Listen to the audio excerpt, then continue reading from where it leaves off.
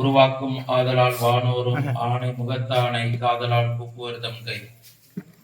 உலகம் யாவையும் தாமுல வாக்களும் நினைபெறுத்தலும் நீக்கலும் நீங்களா அழகிலா விளையாட்டுடையர் அவர் தலைவர் அன்னவர்க்கு சரண் நாங்களே.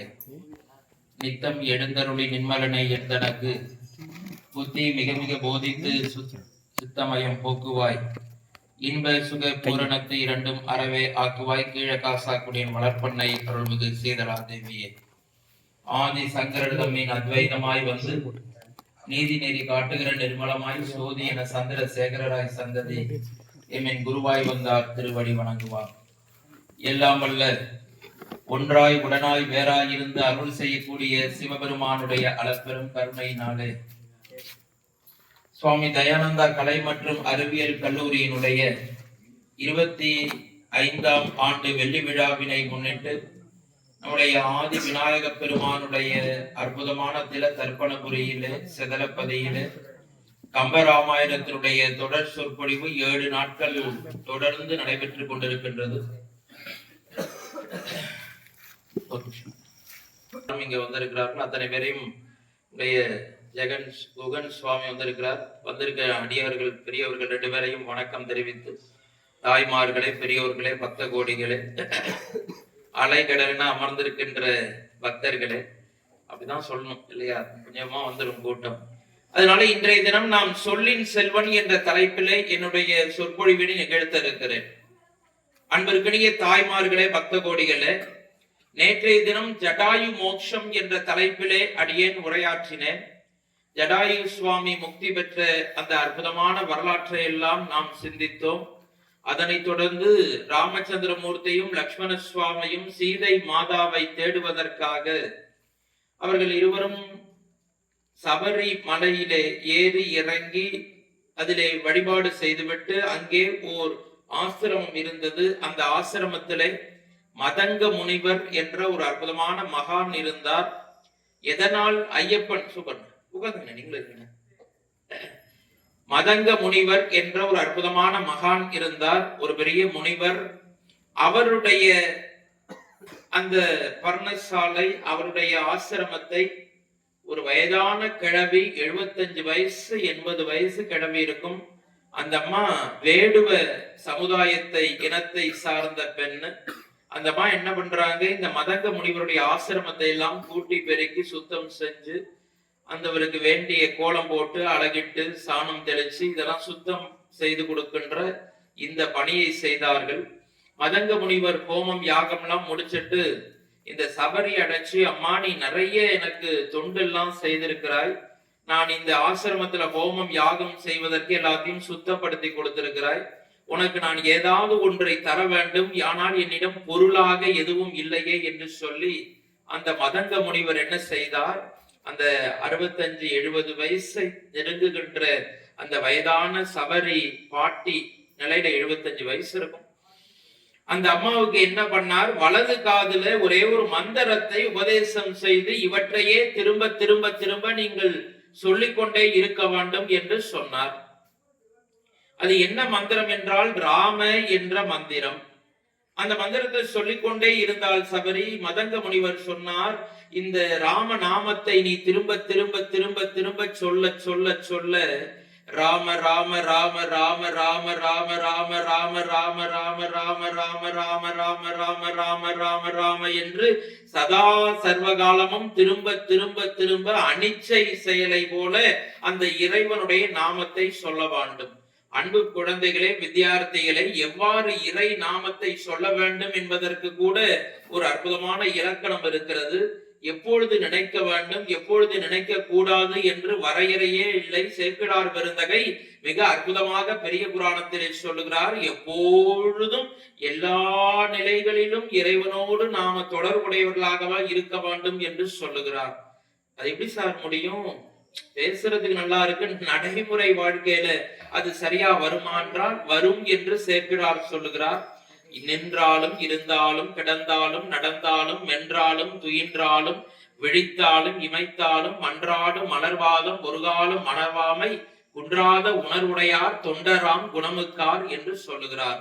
யார் இறை அடியார்கள் என்று சொன்னால் நிற்கின்ற பொழுதும், நடக்கின்ற பொழுதும், தூங்குகின்ற பொழுதும், தூங்கி எழுகின்ற பொழுதும் எப்படி மூச்சு காத்து இருக்கிறதோ அதுபோல அனிச்சை செயலாக அந்த இறைவனை பற்றி நாமத்தை அது பாட்டு உள்ளுக்குள்ள தனியா உட்கார்ந்து ஜபம் பண்ணி குளிச்சு சந்தியாவந்தனம் பண்ணி அப்ப ஜபம் பண்ணும்போது அந்த நேரத்துல சொல்லுவது அது சிறப்பு தான். இருந்தாலும் எப்பொழுதும் இறைவனுடைய இந்த நாமத்தை நிற்கின்ற பொழுதும், நடக்கின்ற பொழுதும், தூங்குகின்ற பொழுதும், உணவு உண்ணுகின்ற பொழுதும் எல்லா நேரங்களிலும் நினைக்க வேண்டும் என்று சேக்கிழார் சொல்லுகிறார். அதுபோல இந்த சபரி எண்ணை நினைத்தால் இதுபோல திரும்ப திரும்ப சொல்ல சொல்ல அந்த சபரிமலைக்கு இந்த ராமனும் லக்ஷ்மண சுவாமியும் மேலே ஏறி இறங்குகிறார்கள். அப்பொழுது இந்த ஆசிரமத்துல இந்த வயதான கிழவி இருந்தால் சபரி அன்னை.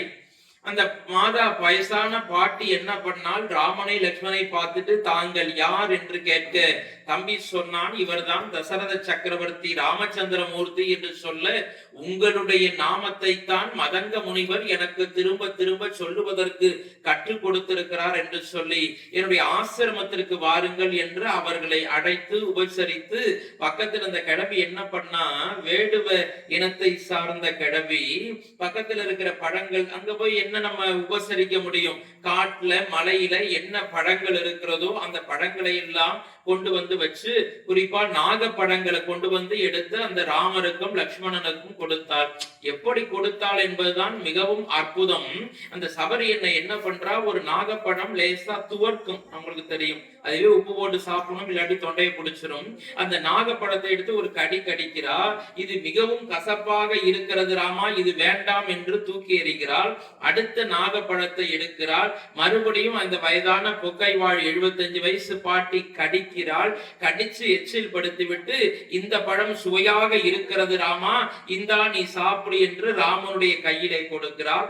ராமச்சந்திரமூர்த்தி திருமாலுடைய அவதாரம், பரம்பொருளுடைய அவதாரமாக இருக்கின்ற ராமச்சந்திரமூர்த்தி சபரி எண்ணை கொடுத்த எச்சில் படுத்தி கொடுத்த அந்த நாகல் பழத்தை கையிலே வைத்துக் கொண்டிருக்கிறார். பக்கத்துல லக்ஷ்மண சுவாமி பார்த்தார், பாவம்னு நினைச்சார் அண்ணனை பார்த்து.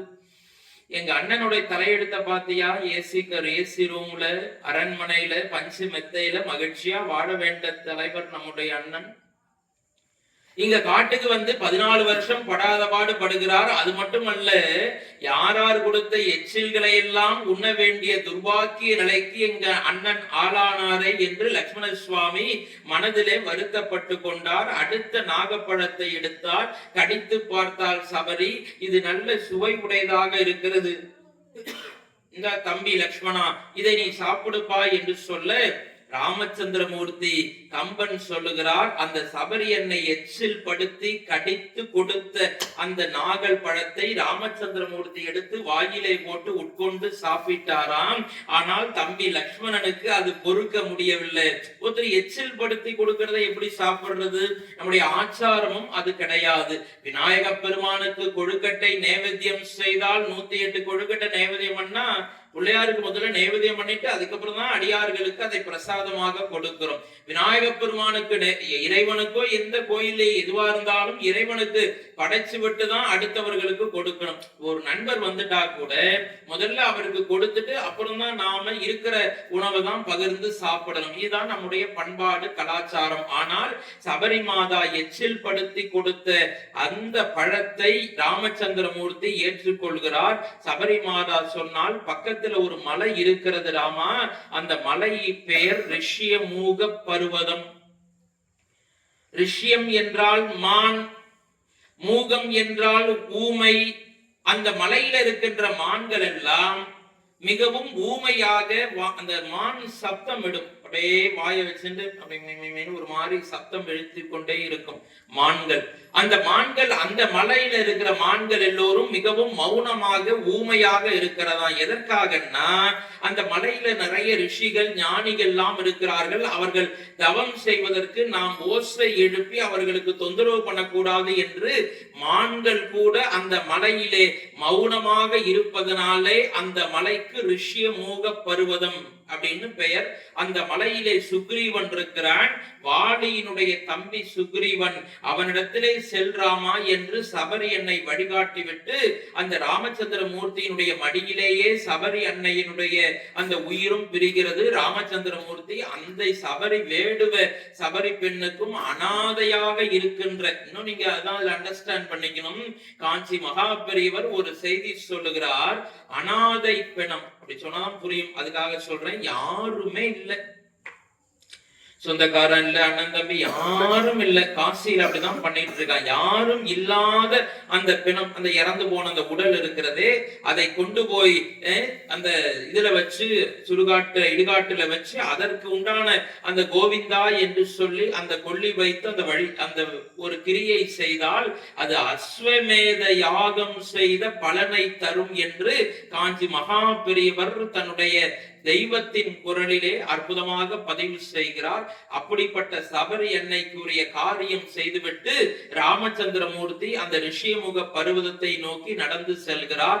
அவர் அப்படியே நடந்து சென்று கொண்டு வந்து கொண்டே இருக்கட்டும். நாம கொஞ்சம் கிஷ்கிந்தால போய் அந்த கதை என்னன்னு பார்த்துட்டு ரெண்டுத்தையும் சேர்த்து நாம நம்முடைய பயணத்தை தொடருவோம். ராமச்சந்திரமூர்த்திக்கு ஹர நம பார்வதி பதையே. நாடுடைய சிவனே போற்றி. அன்பிற்கினிய வித்தியார்த்திகளே, தாய்மார்களே, ரிஷியமுக பர்வதத்தை நோக்கி இருவரும் நடந்து கொண்டு வரட்டும். இந்த ரிஷியமுக பர்வதத்துக்கு பக்கத்திலே ஒரு அற்புதமான நகரம் இருந்தது, கிஷ்கிந்தா மாநகரம்.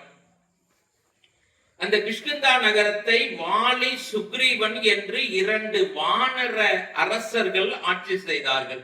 நிறைய கதை இருக்கு, சுருக்கமா சொல்லிடுவோம். ஏன்னா இதை கொண்டு போய் ஆஞ்சநேயரை கொண்டு போய் நாம சுந்தரகாண்டம் வரைக்கும் கதையை நிப்பாட்டினாதான் நாளைக்கு வேகமா கதை போகும். இன்னும் 2 நாள், 7 நாள்ல 5 நாள் பூர்த்தி ஆக போறது. இன்னைக்கு நாளைக்கு சுந்தரகாண்டம் என்ற கதை பகுதி. அன்பு தாய்மார்களே, நாளைக்கு கொஞ்சம் சீக்கிரமா வந்துருங்க. 8 மணிக்கு முடிச்சுட்டு நானும் வெளியூர் கிளம்பணும். நாளைக்கு 6:35க்கு நாம ஆரம்பிச்சிடுறோம். நாளைக்கு மட்டும் ரொம்ப முக்கியமான கதை, அதனால நாளைக்கு சுந்தரகாண்டம் அவசியம் கொஞ்சம் முன்பாகவே வந்துருங்க. அண்ணாட்டையும் சொல்லிடுறா கண்ணு, நான் அண்ணாட்டையும் சொல்றேன். அதனால நாளைக்கு மட்டும் கொஞ்சம் முன்னதாக வந்து நாம 8 மணிக்குள்ள பூர்த்தி செய்யணும். ஆகவே இந்த ரிஷியமுக பர்வதத்தை நோக்கி வந்து கொண்டிருக்கிறார்கள். வரட்டும். இந்த கிஷ்கிந்தாவை வாலி சுக்ரீவன் என்ற 2 வானர அரசர்கள் ஆட்சி செய்தார்கள். இந்த வாலி எப்படிப்பட்ட பலசாலி அப்படிங்கிறது ஒரு உதாரணம் சொல்றார். வாலியை எதிர்த்து இந்த வானர இனம்னா என்ன சார்னா, மனிதர்களை போலவே இருப்பார்கள், வால் இருக்கும். இந்த முகமானது அந்த ஆஞ்சநேயர் குரங்கு முகம் போல உப்பு என்று அந்த முகமானது இருக்கும், வால் இருக்கும், மனிதர்களை போலவே இருப்பார்கள். அதுதான் வானர இனம். அவர்கள் மனிதர்கள் அல்ல.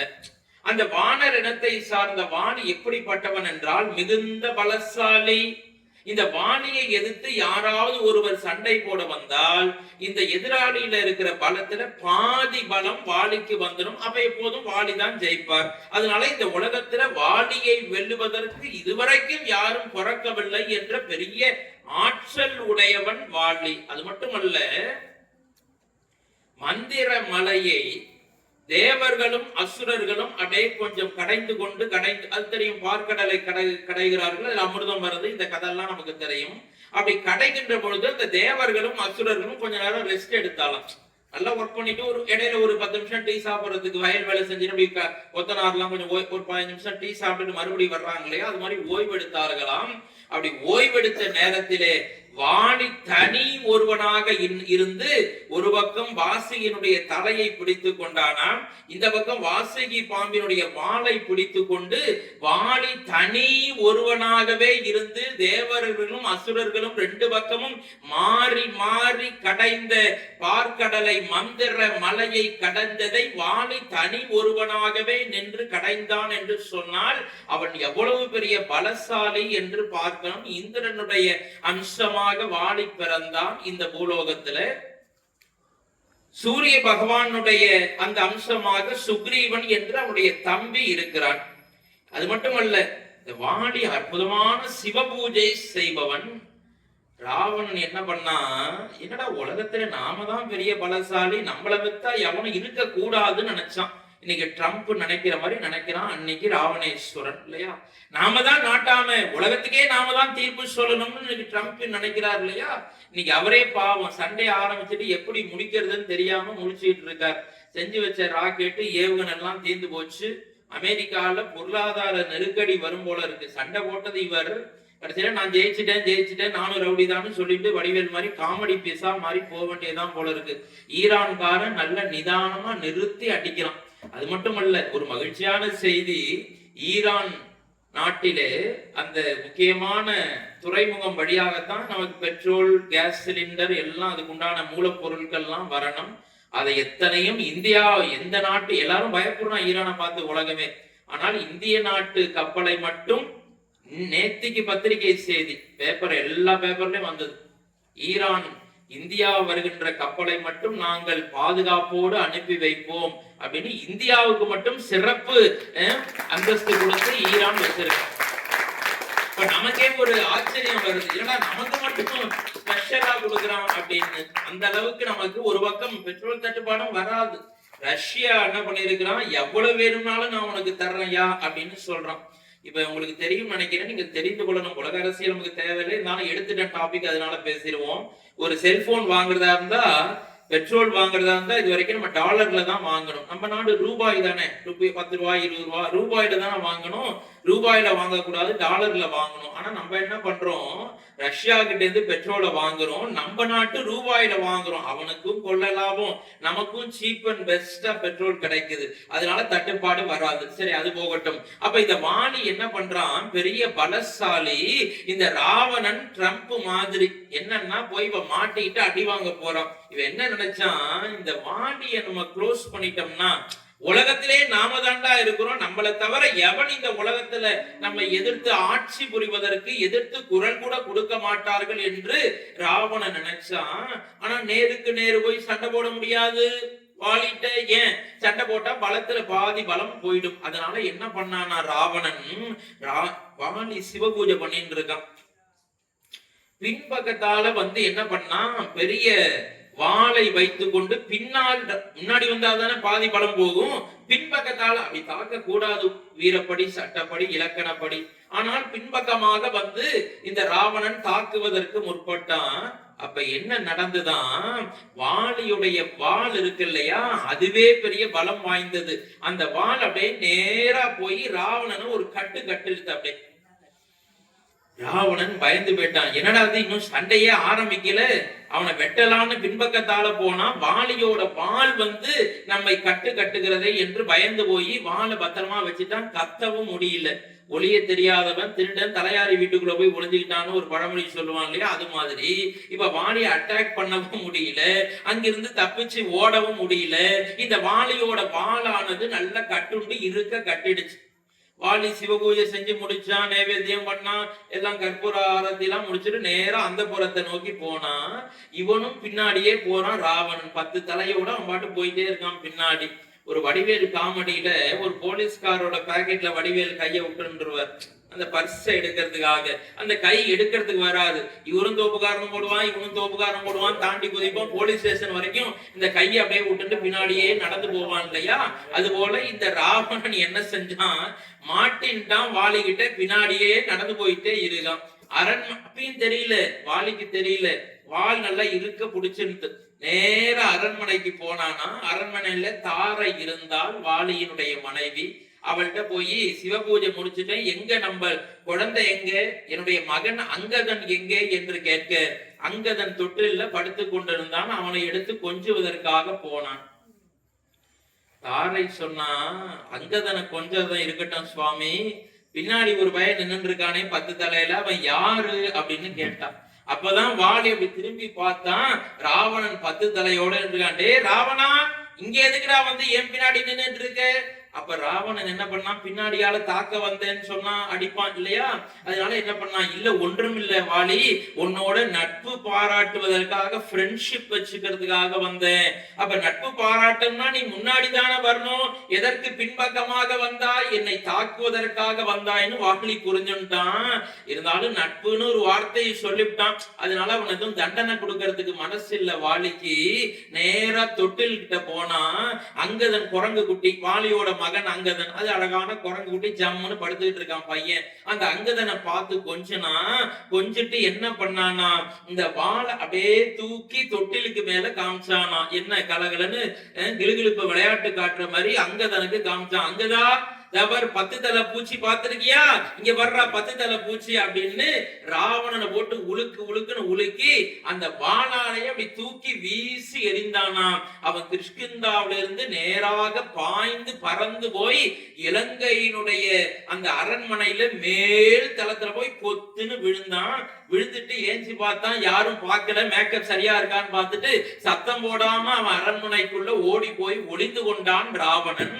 அப்ப வாலி எப்படிப்பட்ட பலசாலி என்றால், ராவணனை இடுப்புல வாலினால் கட்டி தேவரா 10 தலை பூச்சி என்று தன்னுடைய குழந்தைக்கு விளையாட்டு காட்டுகின்ற அளவுக்கு மிகுந்த பலசாலியாக இருக்கிறான். அந்த வாலி சுக்ரீவன் இருவரும் துந்துபி மாயாவின்னு 2 அசுரர்கள் அவன்கிட்ட அடிக்கடி சண்டை போட்டு, இது சின்ன கதை, இது சொல்லிட்டு நம்ம அனுமானுக்கு போயிட்டு அப்புறம் ராமனுக்கு வரணும். இந்த துந்துபி மாயாவி 2 பேரையும் சண்டை போட்டு துந்துபியை வாலி கொன்று விடுகிறான். இந்த மாயாவி என்ற இந்த அரக்கன் ஒரு அப்பப்ப வம்பளத்துட்டு ஒரு புகைக்குள்ள போய் ஒளிந்து கொள்கிறான். வாலியும் பின்னால் விரட்டி கொண்டு போகிறான். சுக்ரீவனும் பின்னால் உதவிக்கு போறான். அப்ப என்ன செய்யறான் வாலி, சுக்ரீவா என்னுடைய தம்பி நான் வர்ற வரைக்கும் நீ இங்கேயே இரு என்று சொல்லி அந்த குகைக்குள்ள ஓடி போய் மாயாவியோட சண்டை போட போறான். சண்டை ரொம்ப நாள் நடக்கிறது. அப்ப சுக்ரீவன் என்ன பண்றான், பயந்து போய் ஒரு பாறாங்கல் எடுத்து வெளியில வச்சுட்டு அங்கிருந்து நாட்டை சண்டை போட்டு முடிச்சுட்டு வரட்டும்னு சோகமா வந்துடுறான். பக்கத்துல இருக்கிற இந்த வானர இனமெல்லாம் ஒரு நாடு என்றால் ஒரு ராஜா இல்லாம இருக்கப்படாது. அதனால சுக்ரீவனே அண்ணன் வர்ற வரைக்கும் நீங்களே என்ன பண்ணுங்க, ராஜாவாக இருங்கள் என்று சொல்ல வாலி அந்த மாயாவியை வீழ்த்து விட்டு வெளியில வந்து பார்க்கிறான். புகை அடைப்பு மூடி இருக்கு. உடைத்து தள்ளிவிட்டு வெளியே வந்து அரண்மனைக்கு வருகிறான். ஆட்சிக்கு அரண்மனை சிம்மாசனத்திலே தம்பி சுக்ரீவன் உட்கார்ந்து இருக்கான். இவனுக்கு கோபம் வந்து போச்சு. ஏய் சுக்ரீவா, உன்னுடைய தம்பி நினைச்ச, நீ என்ன நினைச்சிருக்காய், என்னை கொண்டு போய் மாயாவியோட சண்டை போட விட்டுட்டு நீ ஆட்சியை பிடிக்கலாம் என்று பார்த்தாயா என்று சொல்லி அவன் தப்பா புரிந்து கொண்டு அவனை அடித்து விரட்டுகிறான். சுக்ரீவன் எவ்வளவு சொல்றான், அண்ணா நான் வேணும்னு ஆட்சியில உட்கார்லன்னா இந்த அமைச்சர்கள்லாம் சேர்ந்து என்ன உட்கார வச்சாங்க அப்படின்னு சொன்னோன்னு அவனை ஏற்றுக்கொள்வதற்கு தயாராக இல்லை. அந்த சுக்ரீவனை அடித்து விரட்டுகிறான். அதோடு நிப்பாட்டிருந்தா பிரச்சனை இல்லை. அந்த வாலி என்ன பண்றான், சுக்ரீவனுடைய மனைவி பெயர் ரூமை. அந்த ரூமையை இவன் சிறை பிடித்து அவளை தன்வயப்படுத்தி சிறையிலே வச்சிடறான். தம்பியுடைய மனைவியை சிறை பிடித்து வச்சிடறான். இந்த சுக்ரீவன் பயந்து கொண்டு எங்கே ஓடி ஒளிந்து கொள்கிறான் என்றால் இந்த ரிஷ்யமுக பர்வதத்திலே வந்து சுக்ரீவன் ஒளிந்து கொள்கிறான்.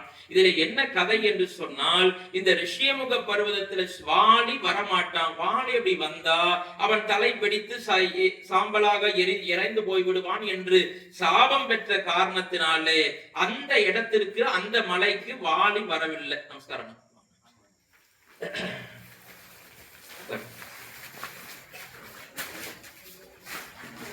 நம பார்வதி பதையே. வெற்றிவேல் முருகனுக்கு. தம்பி கொஞ்சம் லைட்டா தூங்கிட்டாரு வேற, அதனாலதான் எழுப்பிட வேண்டியதா இருக்கு. வெற்றிவேல் முருகனுக்கு. அன்பிற்கினிய நமஸ்காரம். குரு முதல்வர்களுடைய பாதங்களை பணிந்து தொடர்ந்து சொற்பொழிவு நிகழும். ஆக இந்த வாலி அந்த ரிஷ்யமுக பர்வதத்திற்கு வந்தால் அவன் தலை வெடித்து இறந்து விடுவான் என்று சாபம் பெற்றதனாலே சுக்ரீவனும் அவருக்கு அமைச்சராக இருக்கின்ற அனுமானும் சென்று அந்த மலையிலே தங்கி இருக்கிறார்கள். அந்த மலைக்கு தான் ராமனும் லக்ஷ்மணும் வந்து கொண்டிருக்கிறார்கள். இதுல இன்னொரு சிறப்பு என்றால், இந்த அனுமான் யார் என்பதை வித்தியார்த்திகள் அவசியம் தெரிந்து கொள்ள வேண்டும். யார் என்று சொன்னால், நம்ம முதல் நாளே ராமர் அவதாரத்தின் போதே அனுமான பத்தி சொல்லியாச்சு. அனுமாரையும் அவதாரம் பண்ண வச்சாச்சு. கேசரி நந்தன் அஞ்சனா தேவிக்கு கர்நாடக மாநிலத்திலே இருக்கின்ற அந்த ஹம்பி என்ற அந்த இடம்தான் அந்த வானர ராஜா ஆட்சி பண்ணதாக இன்றைக்கு வரலாற்று அறிஞர்கள் எல்லாம் சொல்லுகிறார்கள். அது ஒரு பக்கம் இருக்கட்டும். அந்த இடத்துல இந்த ஆஞ்சநேய சுவாமி அவதாரம் பண்ணார். அஞ்சனா தேவியோட இந்த வயிற்றிலே இருந்து அவர் வெளியே வந்த உடனே சிவபெருமானுடைய ருத்ர அம்சம் என்பதனாலே அவர் குட்டி பாப்பாவா பிறந்த உடனேயே உருவத்தை அவர் நன்றாக பெரிய ஒரு இளைஞனை போல ஒரு குட்டி குழந்தை குட்டி மாதிரி அழகா வளர ஆரம்பிச்சுட்டாராம். குரங்குட்டி சும்மா இருக்காது, புரியணுங்கிறதுக்காக சொல்றேன். அப்படி ஆகாயத்துல பார்த்தால் சூரிய பகவான் நல்ல அப்படியே அப்பதான் காலையில அப்படி ஏஞ்சி வர்றதுக்கு உதயமாவதற்கு தயாரா இருந்தார். இந்த ஆஞ்சநேய சுவாமி பிறந்த உடனே என்ன பண்ணார், அம்மாட்ட பசிக்கிறதுமான்னு கேட்டார். அம்மா இருறா குழந்தை, நான் போய் உனக்கு திங்கிறதுக்கு ஏதாவது எடுத்துட்டு வர்றேன், பழம் எடுத்துட்டு வர்றேன்னு சொல்றதுக்குள்ள இந்த ஆகாயத்துல இருக்கிற சூரியன் தான் ஏதோ ஆரஞ்சு பழம் போல இருக்கு, சாத்துக்குடி போல இருக்கு நினைச்சிட்டு ஆஞ்சநேய சுவாமி ஒரே பாயா பாஞ்சு அந்த சூரிய பகவானை போய் பிடித்து தின்பதற்காக போனார். சூரிய பகவானே பயந்தார். ஏன், நம்மளே உலகத்துக்கு எல்லாத்துக்கும் 24 மணி நேரமும் 7 நாட்களும் 7 குதிரைகளை பூட்டி கொண்டு போய் கொண்டிருக்கிறோம். நம்மள ஒருத்தன் பிடிப்பதற்கு வர்றானே, யாராது அப்படின்னு கொஞ்சம் சூரிய பகவானே பின்வாங்கினாராம். அவ்வளவு வேகமாக வாயு பகவான், வாயு புத்திரன், அதுக்கெல்லாம் காரணம் நம்ம சொன்னோம். புத்திர காமேஷ்டி யாகம் செய்த பொழுது அதிலே இருந்த அந்த மண் கலயத்திலே இருந்த அன்ன பாயசத்தை வாயு பகவான் ஒரு இலையிலே வைத்து அஞ்சனா தேவியினுடைய உணவோடு சேர்த்ததனாலே வாயு பகவான் வழியாக ஆஞ்சநேய சுவாமி பிறந்ததனாலே, அவதாரம் செய்ததனாலே அவளுக்கு வாயு புத்திரன் என்று பெயர். ஆஞ்சநேய சுவாமிக்கு. அப்படிப்பட்ட ஆஞ்சநேய சுவாமி வேகமாக பாய்ந்தார். சூரியனையே ஒருத்தன் போய் சாப்பிட போறான்னு இந்த உலகம் இருட்டா போயிடும் பயந்து போய் இந்திரன் என்ன பண்ணார், சும்மா அப்படி சின்ன குழந்தைய அப்படி கண்ணத்துல தட்டுவோம் இல்லையா, பேசாம அப்படின்னு லேசா குழந்தைய அடிப்போம் இல்லையா செல்லமா, அது மாதிரி இந்திரன் என்ன பண்ணா வஜ்ராயுதத்தினால இந்த கண்ணத்துல அப்படி லேசா ஒரு அடி அடிச்சார் வஜ்ராயுதத்தினால. அப்படி அடிபட்ட உடனே ஆஞ்சநேய சுவாமி அங்கேருந்து மயக்கம் போட்டு கீழே வந்து அந்த கேசரி ராஜாவோட அரண்மனையில மயக்கம் போட்டு கீழே வந்து விழுந்துட்டார். வாயு பகவானுக்கு கோபம் வந்தது. என்னுடைய அம்சமாக வாயு புத்திரனாக இருக்கின்ற ஆஞ்சநேயரை நீ இந்திரா, நீ என்ன பண்ணிருக்கிற, வஜ்ராயுதம் கொண்டு தாக்கி இருக்கிறாய்ன்னு அப்படியே காற்றை அப்படியே நிப்பாட்டினார் உலகத்துல. எல்லாரும் பயந்து போய்விட்டார்கள். காற்று இல்லாட்டி என்ன பண்றது, எல்லாம் அப்படியே சப்த நாட்டையும் உலகமே அண்ட சராசரமும் இருண்டு போய்விடும் போல இருக்கு. காற்று இல்லாம இயக்கமே இல்லை. உடனே இந்திரன் இறங்கி வந்தான். வாயு பகவானே கோபம் கொள்ளாதே, ஏதோ தெரியாதனமா நான் சின்ன குழந்தைன்னா அப்படி கண்ணத்துல அடிப்பது போல அடிச்சேன், அவருக்கு என்னென்ன சக்திகள் வேணுமோ அத்தனையும் நான் தருகிறேன்னு இந்திரன் என்ன பண்ணார்னா எல்லா வகையான அஸ்திரங்கள் சஸ்திரங்கள் அத்தனையும் அவருக்கு படிக்காமலேயே ஆஞ்சநேய சுவாமிக்கு கிடைச்சது.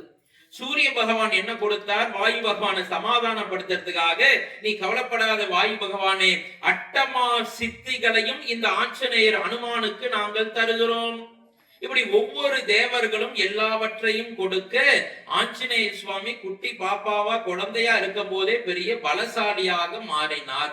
அட்டமா சித்திகள்னா என்ன சார் அப்படின்னு நம்ம தெரிஞ்சுக்கணும். அதுக்கு திருமூலருடைய திருமந்திரத்துல அதுக்கு செய்தி இருக்கு, நேரம் இல்லை நமக்கு. அகிமா மகிமா கரிமா லகிமான்னு வரிசையா 8 வகையான சித்திகள் இருக்கு. ஒன்றுமில்லை, சுருக்கமா சொல்லிடுறேன். உருவத்தை பெரிய உருவமாக மாற்றிக்கொள்ளலாம், உருவத்தை சின்ன உருவமாக மாற்றிக்கொள்ளலாம், நெருப்பிலே உள்ளே பாய்ந்து வெளியே வரலாம், காற்றோடு காற்று. நான் கூட பேசிட்டே இருப்பேன், திடீர்னு நான் போயிட்டு வரேன்பா அப்படின்னு டாயின்னு சொல்லிட்டோம்னா பார்த்தா அங்க போய் நின்றுட்டு இருப்பேன். திடீர்னு அங்கேருந்து மறைஞ்சு இங்க வந்துடுவேன். காற்றோடு காற்றாக கலந்து போகலாம், தண்ணீரிலே நடந்து போகலாம், மனதிலே எதிராளி என்ன நினைக்கிறார் என்பதை யூகத்தின் அடிப்படையில நாம புரிந்து கொள்ளலாம். இப்ப நீங்க எல்லாம் என்ன நினைச்சிருக்கீங்கன்னு கண்டுபிடிச்சிடலாம். சிவகுமார் சார் எப்ப முடிப்பாருன்னு தெரியலையே, 7:40 8:15 ஐயா வேற இந்த ஆள் முடிக்க மாட்டானேப்பா சீக்கிரமா, எப்ப பிரசாதம் வாங்கிட்டு வீட்டுக்கு போறது, உட்காரவும் முடியல, கால் வேற வலிக்குது, எவ்வளவு சிரமமா இருக்கு. இப்படி ஒவ்வொருத்தரையும் ஆஞ்சநேயர் இப்பதான் வந்திருக்காரு, எப்பப்பா சொல்லின் செல்வன் பேசுறதுன்னு மனதுக்குள்ள நீங்கள் நினைப்பது ஓரளவுக்கு சைக்காலஜி அடிப்படையில தெரியும். அதனாலதான் நாம அந்த 1 மணி நேரம்னு வச்சிருக்கோம். என்ன காரணம்னா 1.5 மணி நேரம் 2 மணி நேரம் பேசுறத பத்தி இல்ல, கேட்பது, அந்த ரிசீவிங் மோட் என்பது உளவியல் அறிஞர்கள் என்ன சொல்றாருன்னா 1 மணி நேரம் நான் என்னதான் உங்களுக்கு பெரிய பிரமாதமான அந்த பேச்சை வழங்கினாலும் 15 to 20 நிமிஷம் விஷயங்கள் தான் உங்க மனசுக்குள்ள பதியும். நான் 1 மணி நேரம் என்னதான் பாட்டு பாடி நாடகமா சொன்னாலும் கூட ஒரு 15 to 20 நிமிஷம் கொஞ்சம் நல்லா ஆர்வமா ஈகர்னு சொல்லுவான், எதிர்பார்ப்போட ஒரு பையன் கவனிக்கிறான்னா 1/2 மணி நேரம்னு வச்சுக்கலாம். அதுக்கு மேல நான் என்னதான் சொன்னாலும் உங்களுக்கு ஏறாது. உங்களுக்கும் இல்ல, எனக்கும் அப்படிதான். எங்க வாத்தியாட்ட நான் படிக்கும் போது அப்படிதான். அதனாலதான் நாம அந்த 1 மணி நேரம் வச்சிருக்கோம். ராமச்சந்திரமூர்த்திக்கு. அதனால அன்பு குழந்தைகளை, இப்படி அஷ்டமா சித்திகளை எல்லாவற்றையும் கொடுத்தார். இது அனுமான் பெற்ற உடனே அவருக்கு என்ன ஆச்சு, எல்லாத்தையும் பிரயோகப்படுத்தி பார்க்கணுங்கிற எண்ணம் வந்தது. குழந்தை இல்லையா, குட்டி பாப்பா இல்லையா, என்ன பண்ணார், இந்த ரிஷியமுக பர்வதம் இருக்கின்ற மலை இருக்கின்ற பகுதியில் திடீர்னு எல்லா பலமும் இருக்கு. 1000 யானைகளுடைய பலம் இருக்கு, உடம்பு பலம் இருக்கு, அஷ்டமா சித்திகள் பலம் இருக்கு. பக்கத்துல ஒரு பெரிய கருங்கல் ஒரு பாறை இருந்தது. பாறையை பறித்து அப்படி தூக்கி போட்டார். அது மேல பறந்து போய் இந்த கையால புடிச்சு கீழே வச்சா பெரிய புளிய மரம், ஆலமரம், அரச மரம் இருந்தது. ஒண்ணுன்னா தூக்கி போட்டு கேட்ச் பிடிச்சி ஒரு வாட்டி விளையாடிட்டு இருந்தா அந்த இடத்துல யாரு போகிறது, ரிஷிகள்லாம் பயந்துட்டு இருந்தான். எந்த நேரத்துல தலையில பாறாங்கல் விழுமோ அப்படின்னு அந்த ரிஷிகள்லாம் சேர்ந்து இந்த அனுமான் சுவாமிக்கு ஒரு சின்ன ஒரு சாபம் கொடுத்தார்கள். அனுமான், ஆஞ்சநேயா, இந்த அத்தனை சித்திகளையும் நீ மறந்து போவாய். அப்புறம் யாராவது ஒருவர் ஞாபகப்படுத்தினால் உனக்கு நினைவுக்கு வரும் அப்படின்னு சொல்லிட்டா. ஏன்னா இந்த மாதிரி இந்த குழந்தை பாட்டு பந்து விளையாடிட்டு இருந்தா எல்லாரும் அந்த ஊர்ல எப்படி வாழ முடியும்? அதனால இப்படி ஒரு சின்ன சாபத்தை கொடுத்து அந்த முனிவர்கள் சென்று விடுகிறார்கள். இந்த அனுமான் பார்த்தாராம், ரொம்ப மனசு கவலைப்பட்டார். நேரா அப்பாட்ட வந்தார், கேசரி நந்தன்ட்ட. அம்மா அஞ்சனா தேவிட்ட குரங்கு குட்டி சொன்னது, அம்மா எந்த பள்ளிக்கூடத்துலயும் நான் சேர்த்துக்கவே மாட்டேங்கிறாங்க அம்மா, நான் வாழு பயலா இருக்கிறேன், வாத்தியார் உள்ள வந்தா வேட்டியை உருவிடுறம்மா, சட்டையை பிச்சு போட்டுடுறேன், அவர் ஏதாவது சாக் பீஸ் வச்சிருந்தா திருப்பி அதே சாக் பீஸை வச்சு அவர் அடிக்கிறம்மா, அதனால யாரும் என்ன பண்ண மாட்டேங்கிறா, எந்த பள்ளிக்கூடத்துலயும் சேர்க்க மாட்டேங்கிறா. அது மட்டும் இல்லம்மா, எல்லாரும் என்ன தனியா ஒரு மாதிரி விட்டுடுறா, எனக்கு என்ன பண்றதுன்னே தெரியலன்னு சொன்ன உடனே கேசரி நந்தன் பார்த்தார், உனக்கு அனுமான் உனக்கு சொல்லி கொடுக்கறதுக்கு இங்க இருக்கிற டீச்சர்ஸ் எல்லாம் பத்தாது, வா உன்னை நேரா சூரிய பகவான்கிட்ட அழைச்சிட்டு போறேன்னு நேரா சூரிய பகவான்கிட்ட போனார். சூரிய பகவான் பயந்தார், ஏ அனுமான், ஏற்கனவே தான் நீ என்ன பாஞ்சு திங்கிறதுக்கு ஏப்பா என்னையே புடிச்சு சாப்பிடுறதுக்கு, இப்ப நான் உனக்கு ஒண்ணும் சொல்லி கொடுக்க முடியாது அப்படின்னு சொல்லி கயட்டி விட பார்த்தார்.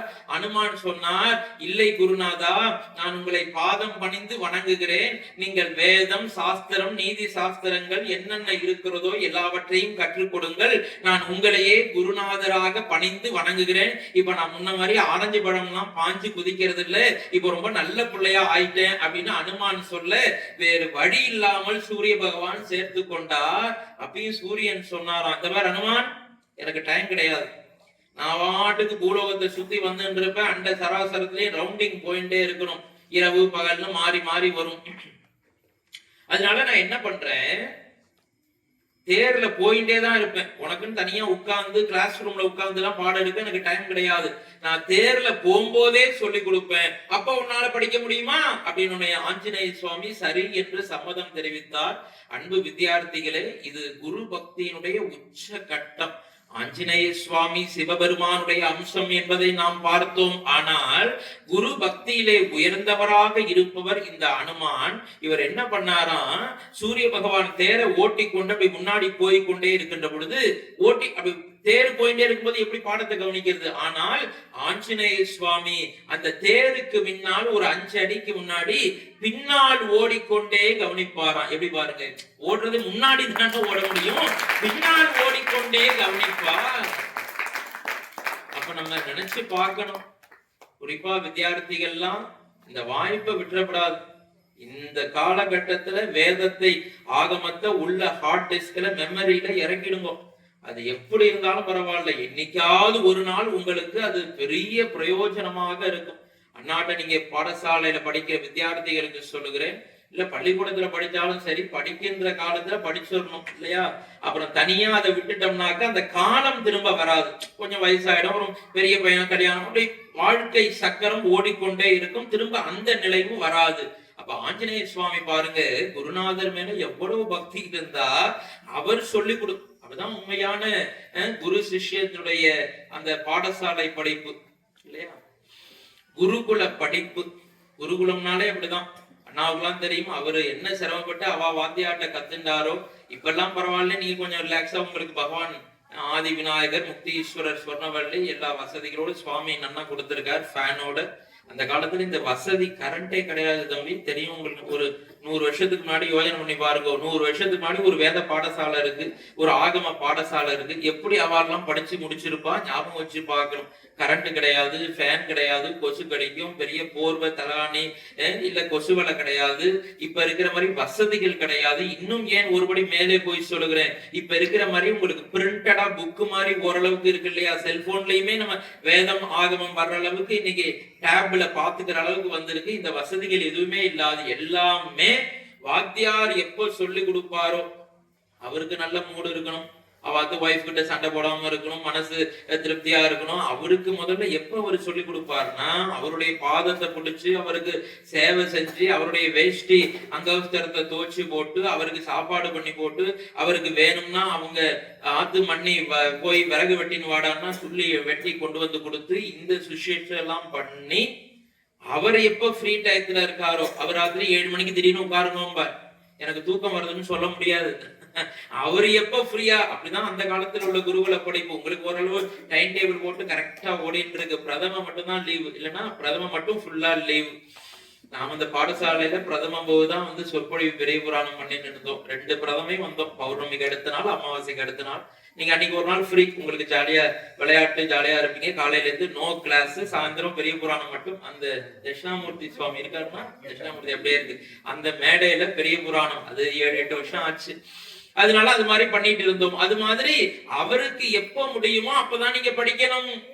அப்ப எப்படிப்பட்ட ஆஞ்சநேய சுவாமி குரு பக்தியிலே உயர்ந்தவராக இருந்து எல்லாவற்றையும் கற்று தேர்ந்தார். அப்படிப்பட்ட அந்த ஆஞ்சநேய சுவாமி, குருநாதா உங்களுக்கு என்ன குரு காணிக்கை வேணும், குரு தர்ஷனம் ஒண்ணு கொடுத்துட்டு தான் போகணும் இல்லையா. ஒரு மரியாதை, வாத்தியாருக்குன்னு ஒரு மரியாதை இருக்கு. என்ன தர்ஷனம் வேணும்னு கேட்ட உடனே சூரிய பகவான் சொன்னார், என்னுடைய அம்சமாக வாலியினுடைய தம்பி சுக்ரீவன் இருக்கிறான், அவனிடத்திலே சென்று நீ அமைச்சராக இருக்க வேண்டும்.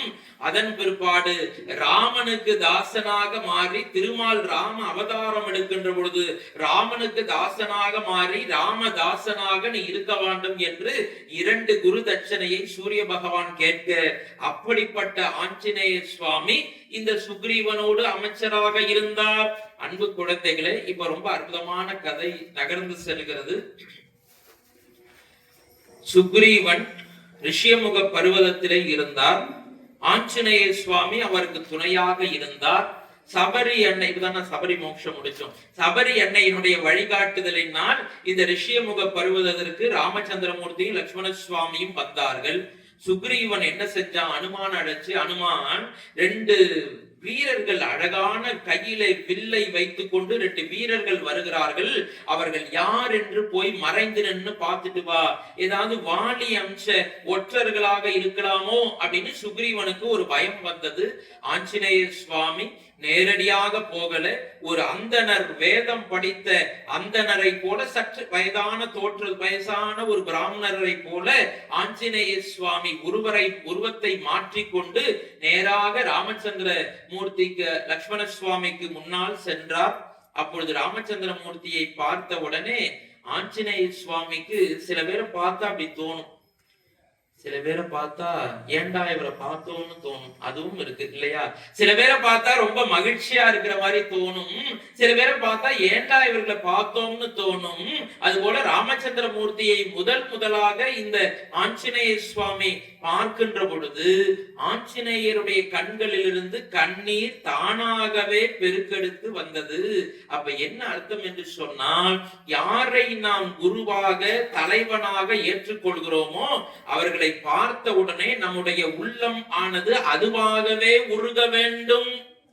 போய் உருக்க முடியாது, மிக்சி ஜாரா பட்டன் அமைச்சு உருக்க வைக்கிறதுக்கு முடியாது, அதுவாகவே உருக வேண்டும். உள்ளம் உருகதையா முருகையான்னு பாடுறாரே கவிஞர் வாலியோட பாட்டு, அது போல உள்ளம் தானாகவே உருக வேண்டும். ராமச்சந்திரமூர்த்தியும் இந்த வேத பிராமணரை பார்த்துட்டு, சுவாமி இந்த மலையிலே நீங்கள் என்ன செய்கிறீர்கள், வேதம் படிச்சவருங்கனால மரியாதை கொடுத்தார், என்ன செய்கிறீர்கள் என்று சொன்ன உடனே அந்த வேதம் படிச்ச பிராமணர் கேட்டாராம், தாங்கள் யார் என சுக்ரீவன் அமைச்சிருக்கான், தாங்கள் யார் என்று கேட்க லக்ஷ்மணன் சொன்னான், தசரத சக்கரவர்த்தியினுடைய திருக்குமாரர்கள் ராமச்சந்திரன் அண்ணா, இவர் அடியன் தம்பி லக்ஷ்மணன் என்று சொல்ல சீதையை தேடிக்கொண்டு நாங்கள் இருவரும் சுக்ரீவனை காண வந்திருக்கிறோம் என்ற செய்தியை சொன்னார். அப்பொழுது இந்த வேதம் படித்த இன்னும் அனுமானா அவர் மாறல, வேதம் படித்த அந்த அந்தணராக இருக்கின்ற பொழுது ராமச்சந்திரமூர்த்தி தம்பியை பார்த்து சொன்னார், தம்பி இவரை பார்த்த உடனேயே நம்முடைய மனசுல இருக்கிற கவலைகள் எல்லாம் நம்மை விட்டு நீங்கியது போல இருக்கிறதா தம்பி, நம்பியை பெற்றோம் நல்ல நிமித்தம் பெற்றோம் என்று கம்பன் சொல்லுகிறான். நல்ல நிமித்தம்னா நல்ல சகுனம். ராமச்சந்திரமூர்த்தி சகுனம் பார்க்கணும்னு அவசியம் இல்லை, இருந்தாலும் இந்த ஆஞ்சநேய சுவாமியை பார்த்த உடனே அவருக்கு என்ன தோன்றுகிறது என்று சொன்னால், நம்பியை பெற்றோம் நல்ல நிமித்தம் பெற்றோம் என்று மிக அற்புதமாக ஆஞ்சநேய சுவாமியை பார்த்து ராமச்சந்திரமூர்த்தி சொல்கிறார். அது மட்டுமல்ல, சொல்ற என்ன இவருடைய பேச்சு தோரணை, ஒருத்தர் ஒரு 5 நிமிஷம் பேசினா அவர் எப்படிப்பட்டவர்னு ஓரளவு நம்ம கண்டுபிடிச்சிடலாம். ஒரு அரை மணி நேரம் பேசினா அவர் யார் என்னங்கிறது ஓரளவுக்கு நாம அனுமானம் பண்ணிடலாம். கொஞ்சம் பழக்கம் இருந்தால் போதும், உளவியல் மனதை படிப்பவர்களாக இருந்தால் போதும். வாத்தியார் ஓரளவு கண்டுபிடிச்சிருவார் இல்லையா, பையன் என்ன சொல்றான்னு கண்டுபிடிச்சிருவார். என் காலேஜ் நிறைய பசங்க வர்றாங்க, பசங்க பார்த்தாலே ஓரளவு தெரிஞ்சு போயிடும். எத்தனை 15-18 வருஷமா இந்த பசங்களையே பார்த்து இவன் கண்ணால இப்படி நின்னா அப்படி, அப்படின்னா இப்படி, இவன் அங்க தூரத்துல ஒரு கமெண்ட் பேசுவான், அதை பார்த்தோன்னே தம்பி ஏந்திரி இதானா சொன்னேன் அப்படின்னு, ஐயா எப்படியா கண்டுபிடிச்சீங்க, நீங்க என்ன டாக்டர் சரவணனா, சந்திரமுகி படத்துல வர்ற அந்த மனசுல என்ன இருக்கும் அப்படின்னு சொல்ற சரவணன் டாக்டரான்னு கேட்பான். ஓரளவுக்கு அனுமானத்தை அடிப்படையில இதுதான் பேசி என்ன அணுசக்தி ஒப்பந்தத்தை பத்தியா 2 பேரும் பேசிக்க போறான், அதனால இதை பத்தி தான் பேசிட்டு இருப்பான்னு நல்லா தெரியும். ஓரளவுக்கு அனுமானத்துல கண்டுபிடிச்சிடலாம். இன்னும் சொல்ல போனால் கண்களை பார்த்தே கண்டுபிடிச்சிடலாம். கண்ணை நம்ம உற்றுப்போம், அதனாலதான் பேசும்போது கண்களை பார்த்து பேச வேண்டும். அதனாலதான் எனக்கு இந்த என்னுடைய நண்பர்கள் எல்லாம் எனக்கு அறிவுரை சொல்லுவார்கள், நீங்க யூடியூப்ல பெருசா போடலாமே, அதுல பண்ணலாமே, இதுல பண்ணலாமேன்னு சொல்லும் போது நான் அவர்கிட்ட சொல்றது, எனக்கு அந்த மெத்தடாலஜி கொஞ்சம் ஒத்து வராது. என்ன காரணம்னா, நான் கண்களை பார்த்து ஆடியன்ஸ் இருந்தாதான் எனக்கு பேச்சு வரும். யூடியூப்ல பேசணும்னா இந்த மாதிரி ஒரு கேமரா இருக்கும், பாப்பா வேணா எனக்காக பிடிச்சுன்னு நிற்கலாம், வேற ஒண்ணும் இல்லை. அவன் நான் பாட்டு ஓரமா நின்று நான் பாட்டு ராமாயணத்தை பத்தி பேசிட்டு இருந்தோம் அப்படின்னாக்க எனக்கு இந்த இன்ஸ்பிரைட் ஒரு பேச்சே வராது. அது என்னுடைய பழக்கம், அதுதான் என்னோட இருக்கிற ஒரு பெரிய மைனஸ். அதனாலே நமக்கு கூட்டம் இருந்தா என்னறியாம நீங்க 1.5 மணி நேரம் நின்று பேசினா கூட மகிழ்ச்சி அடைவேன். ராமச்சந்திரமூர்த்திக்கு பயப்படாதீங்க தாய்மார்களே, முடிச்சிருவேன். ஐயோ 1.5 மணி நேரம் வாங்க போறாங்க. சரி அன்பு குழந்தைகளே, அப்ப ஆஞ்சநேய சுவாமியை பார்த்த உடனே அவருடைய பேச்சிலே மகிழ்ச்சி உற்ற ராமச்சந்திரமூர்த்தி அந்த வேதம் இன்னும் ஒரு அனுமானா மாறல, வேதம் ஓதுகின்ற அந்த வயசான அந்தணரை போல இருக்கின்ற அந்த உருவத்திலே இருக்கின்ற அவருடைய பேச்சை பார்த்துவிட்டு, நீ யார்கொள் இச்சொல்லின் செல்வன் என்றார். ராமச்சந்திரமூர்த்தி சாட்சாத் ஆஞ்சநேய சுவாமிக்கு கொடுத்த டைட்டில் பட்டம் தான் சொல்லின் செல்வன் என்ற உயர்ந்த பட்டம் என்பதை மனதிலே பதிய வைத்துக் கொள்ளுங்கள், மனதிலே பதிய வைத்துக் கொள்ளுங்கள். தலைவனால் கிடைக்கப்பட்ட பட்டம். என்னுடைய பேர்ல கூட நாம சக்தி கனல்னு ஒரு பட்டம் போட்டுருவோம். அது என்னுடைய ஆசான், நான் பிஎஸ்சி மேக்ஸ் படிக்கும் போது டாக்டர் வா தென்கோவன் சிவகுமார் அவர்தான் நமக்கு ட்ரைனிங் எல்லாம் கொடுத்தார். எல்லாத்துக்கும் அவர் தான் ட்ரைனிங். சிவபூஜை பண்ணுவார், நாடார் சமுதாயத்தை சார்ந்தவர், சைவம், ரொம்ப ஆச்சாரமா இருப்பார் வீட்டுல. அவர் இந்த பேச்சு தமிழ் பேராசிரியர் காரைக்கால்ல, அவர் தான் நமக்கு ட்ரைனிங் கொடுத்தார். பேரை சொல்லுகின்ற பொழுது கண் கலங்குகிறது. அப்ப இவர் இல்ல, இப்ப என்னுடைய வாத்தியார் இல்ல. அவர் இருந்தான்னா நம்ம கவர்மெண்ட் பேராசிரியரா போயிருப்போம், 1 மாசம் 1.5 லட்சம் ரூபாய் சம்பாதிக்கிற பேராசிரியர். ஆனா அப்படி இருந்தா ஆதி விநாயகர் கோயிலுக்கு வந்திருக்க மாட்டோம்.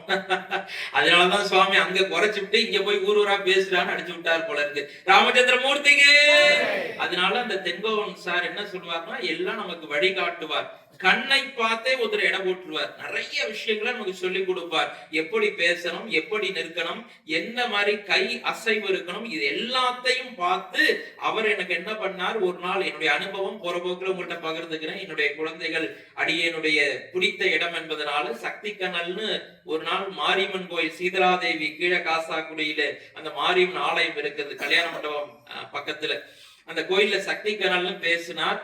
நான் ஏதோ ப்ரிப்பேர் பண்ணி தான் பேசுவேன். எடுத்து இப்படி எழுதி அடிச்சுன்னு போய் முதல்ல எந்த பாட்டு சொல்லணும், அதுவும் வாத்தியார் இருக்காரு, அந்த பாட்டை நல்லா தெளிவா சொல்லணும். பயம் இருக்கும். மைக்க பார்த்தோன்னு எல்லாரையும் இந்த 100 பேரும் அப்படியே என்னையே பாக்குறாங்கன்னு பயம் வரும். இதெல்லாம் ஆரம்ப காலகட்டம். அப்படி பேசி முடிச்ச உடனே டாக்டர் தென்கோவன் ஐயா, என்னுடைய ஆன்மீக ஆசான், காரை சேர்க்கிறார். இன்று முதல் இந்த தம்பி சிவகுமார் சக்தி கனல் சுந்தர சிவகுமார் என்று அழைக்கப்படுவார் அப்படின்னு சொன்னார். சுந்தரங்கிறது எங்க அப்பா பேரு. அதை நம்ம காரைக்கால் டாக்டர் பால சர்வேஸ்வர சிவாச்சாரியார் அண்ணா தான் இந்த நாமத்தையும் அடியனுக்கு சுந்தரங்கிற பெயரை சேர்த்து விட்டது. நாளை தினம் சுந்தர காண்டம் அதையும் பார்க்க போறோம். சுந்தரம்னா அழகுன்னு ஒரு அர்த்தம் இருக்கு. போற போக்குல சொல்லி வச்சமேன்னு வைப்போம் இல்லையா?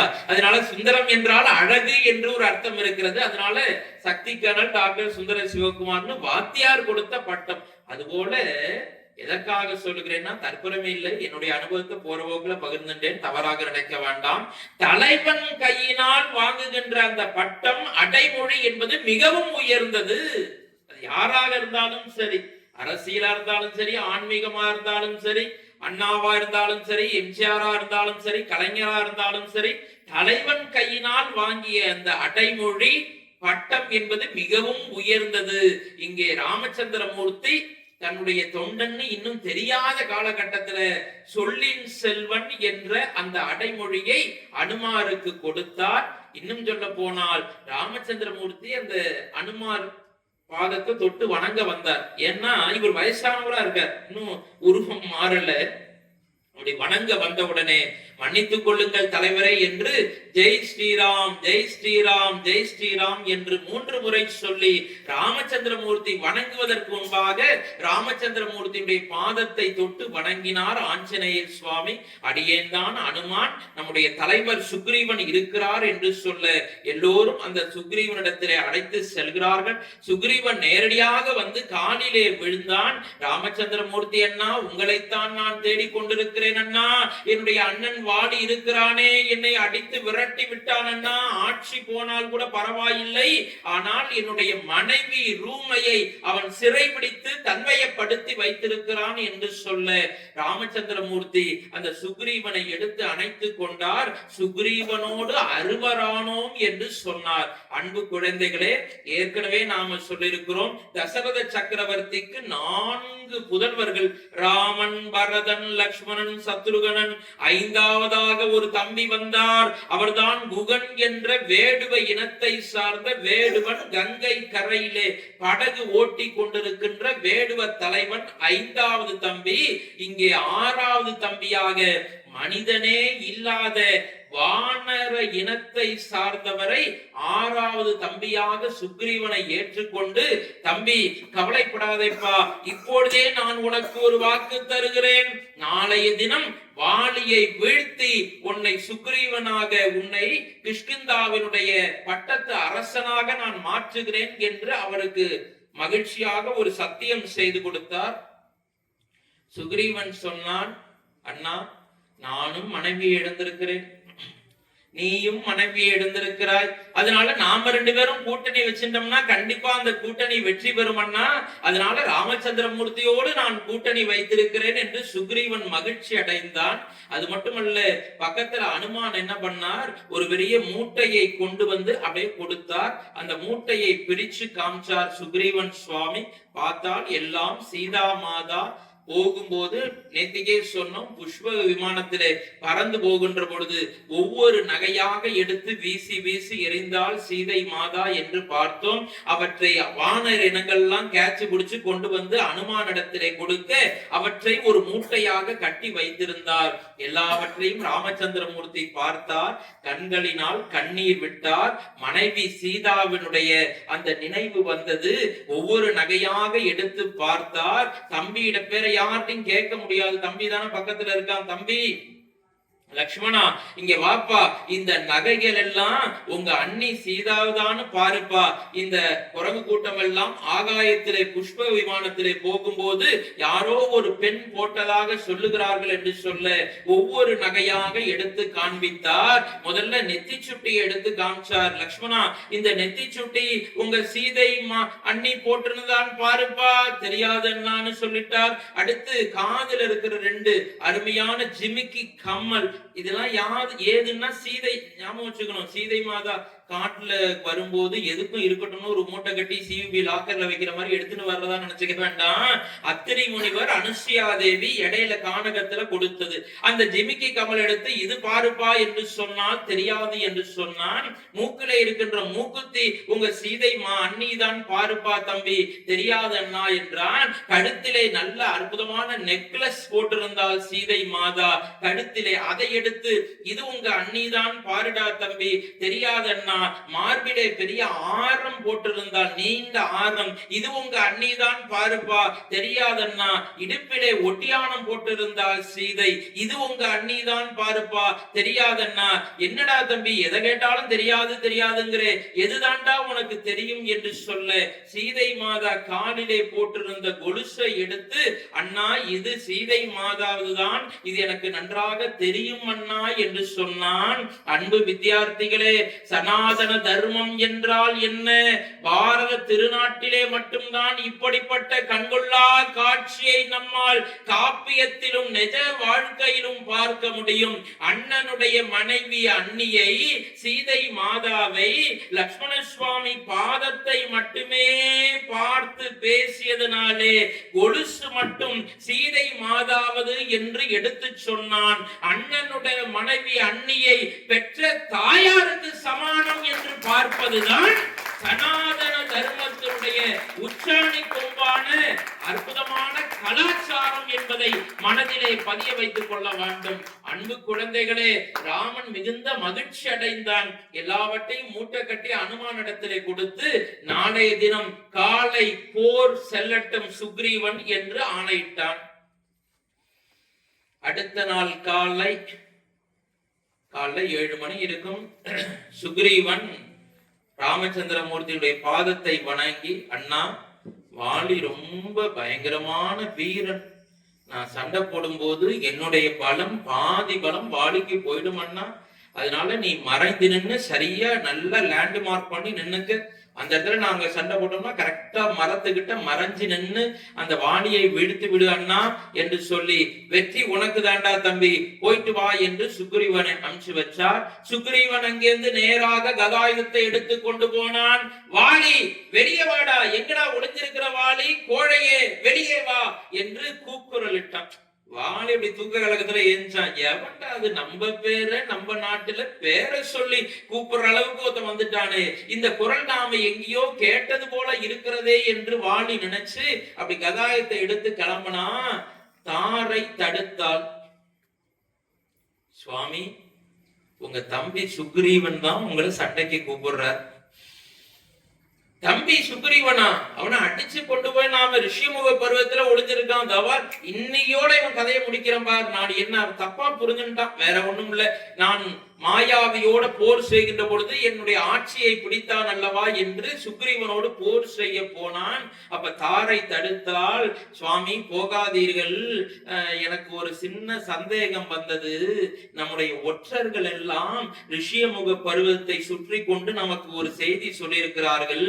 யாரோ தசரத சக்கரவர்த்தியுடைய பசங்களாமே 2 பேரு, ராமன் லக்ஷ்மணன், அதுல ஒத்த கருப்பா இருக்கானா, அண்ணன் தம்பி சிகப்பா இருக்கானா, இந்த ராமன் லக்ஷ்மணன் யாரோ 2 பேர் இருக்காங்களாம்ல, உங்களுக்கு தெரியுமா சுவாமி? ஓ தாரை, தசரத சக்கரவர்த்தியுடைய புதல்வர்கள் ராம லக்ஷ்மணனா, ரொம்ப மகிழ்ச்சி எனக்கு.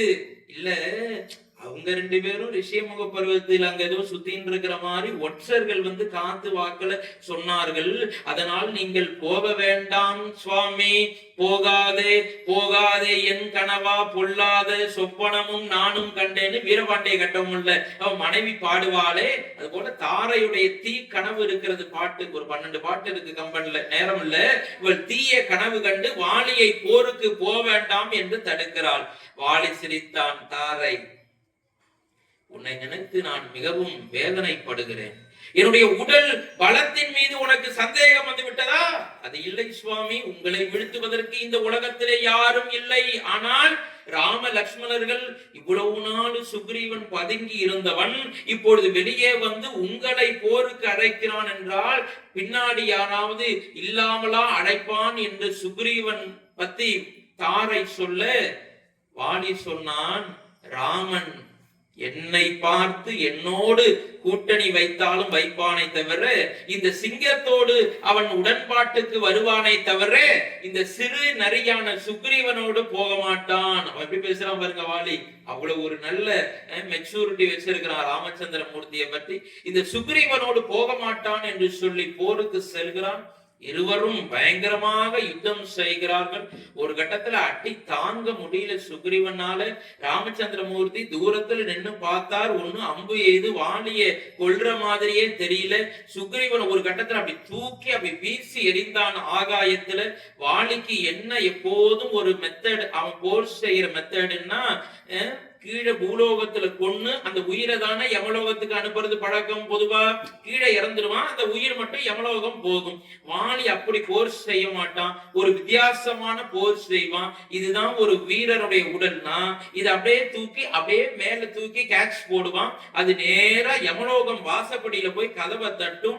யமலோகத்துல இருக்கிற கிங்கணர்களுக்கு வேலை ஈஸியா முடியும். அப்படியே வாச கதவை திறந்து பக்குன்னு உயிர் எடுத்துருவா, உடம்பு மட்டும் கீழே வந்து விடும். அப்படிதான் அவன் போர் செய்வான் வாலி. இந்த சுக்ரீவனை தூக்கி விட்டு எறிஞ்சான். சுக்ரீவன் அடிப்பட்ட அடி எங்கத்தாலும் ரத்த வெள்ளத்துல ஓடி வந்து நேரா இந்த ரிஷிமுக பருவத்துக்கு ஓடி வந்தான். ராமச்சந்திரமூர்த்தி அதுக்குள்ள வந்துட்டார். நேரா வந்து, அண்ணா இப்படி எனக்கு வாக்கு கொடுத்து என்னை அடி வாங்க விட்டுட்டாயே அண்ணா. சுக்ரீவா, ஒரு சின்ன குழப்பம் நடந்து போச்சுரா தம்பி. என்ன குழப்பம் அண்ணா உனக்கு? இல்லப்பா, நான் அங்க ஒளிஞ்சு நின்ன இல்லையா, தூரத்துல நீங்க ரெண்டு பேரும் சண்டை போட்டீர்கள்.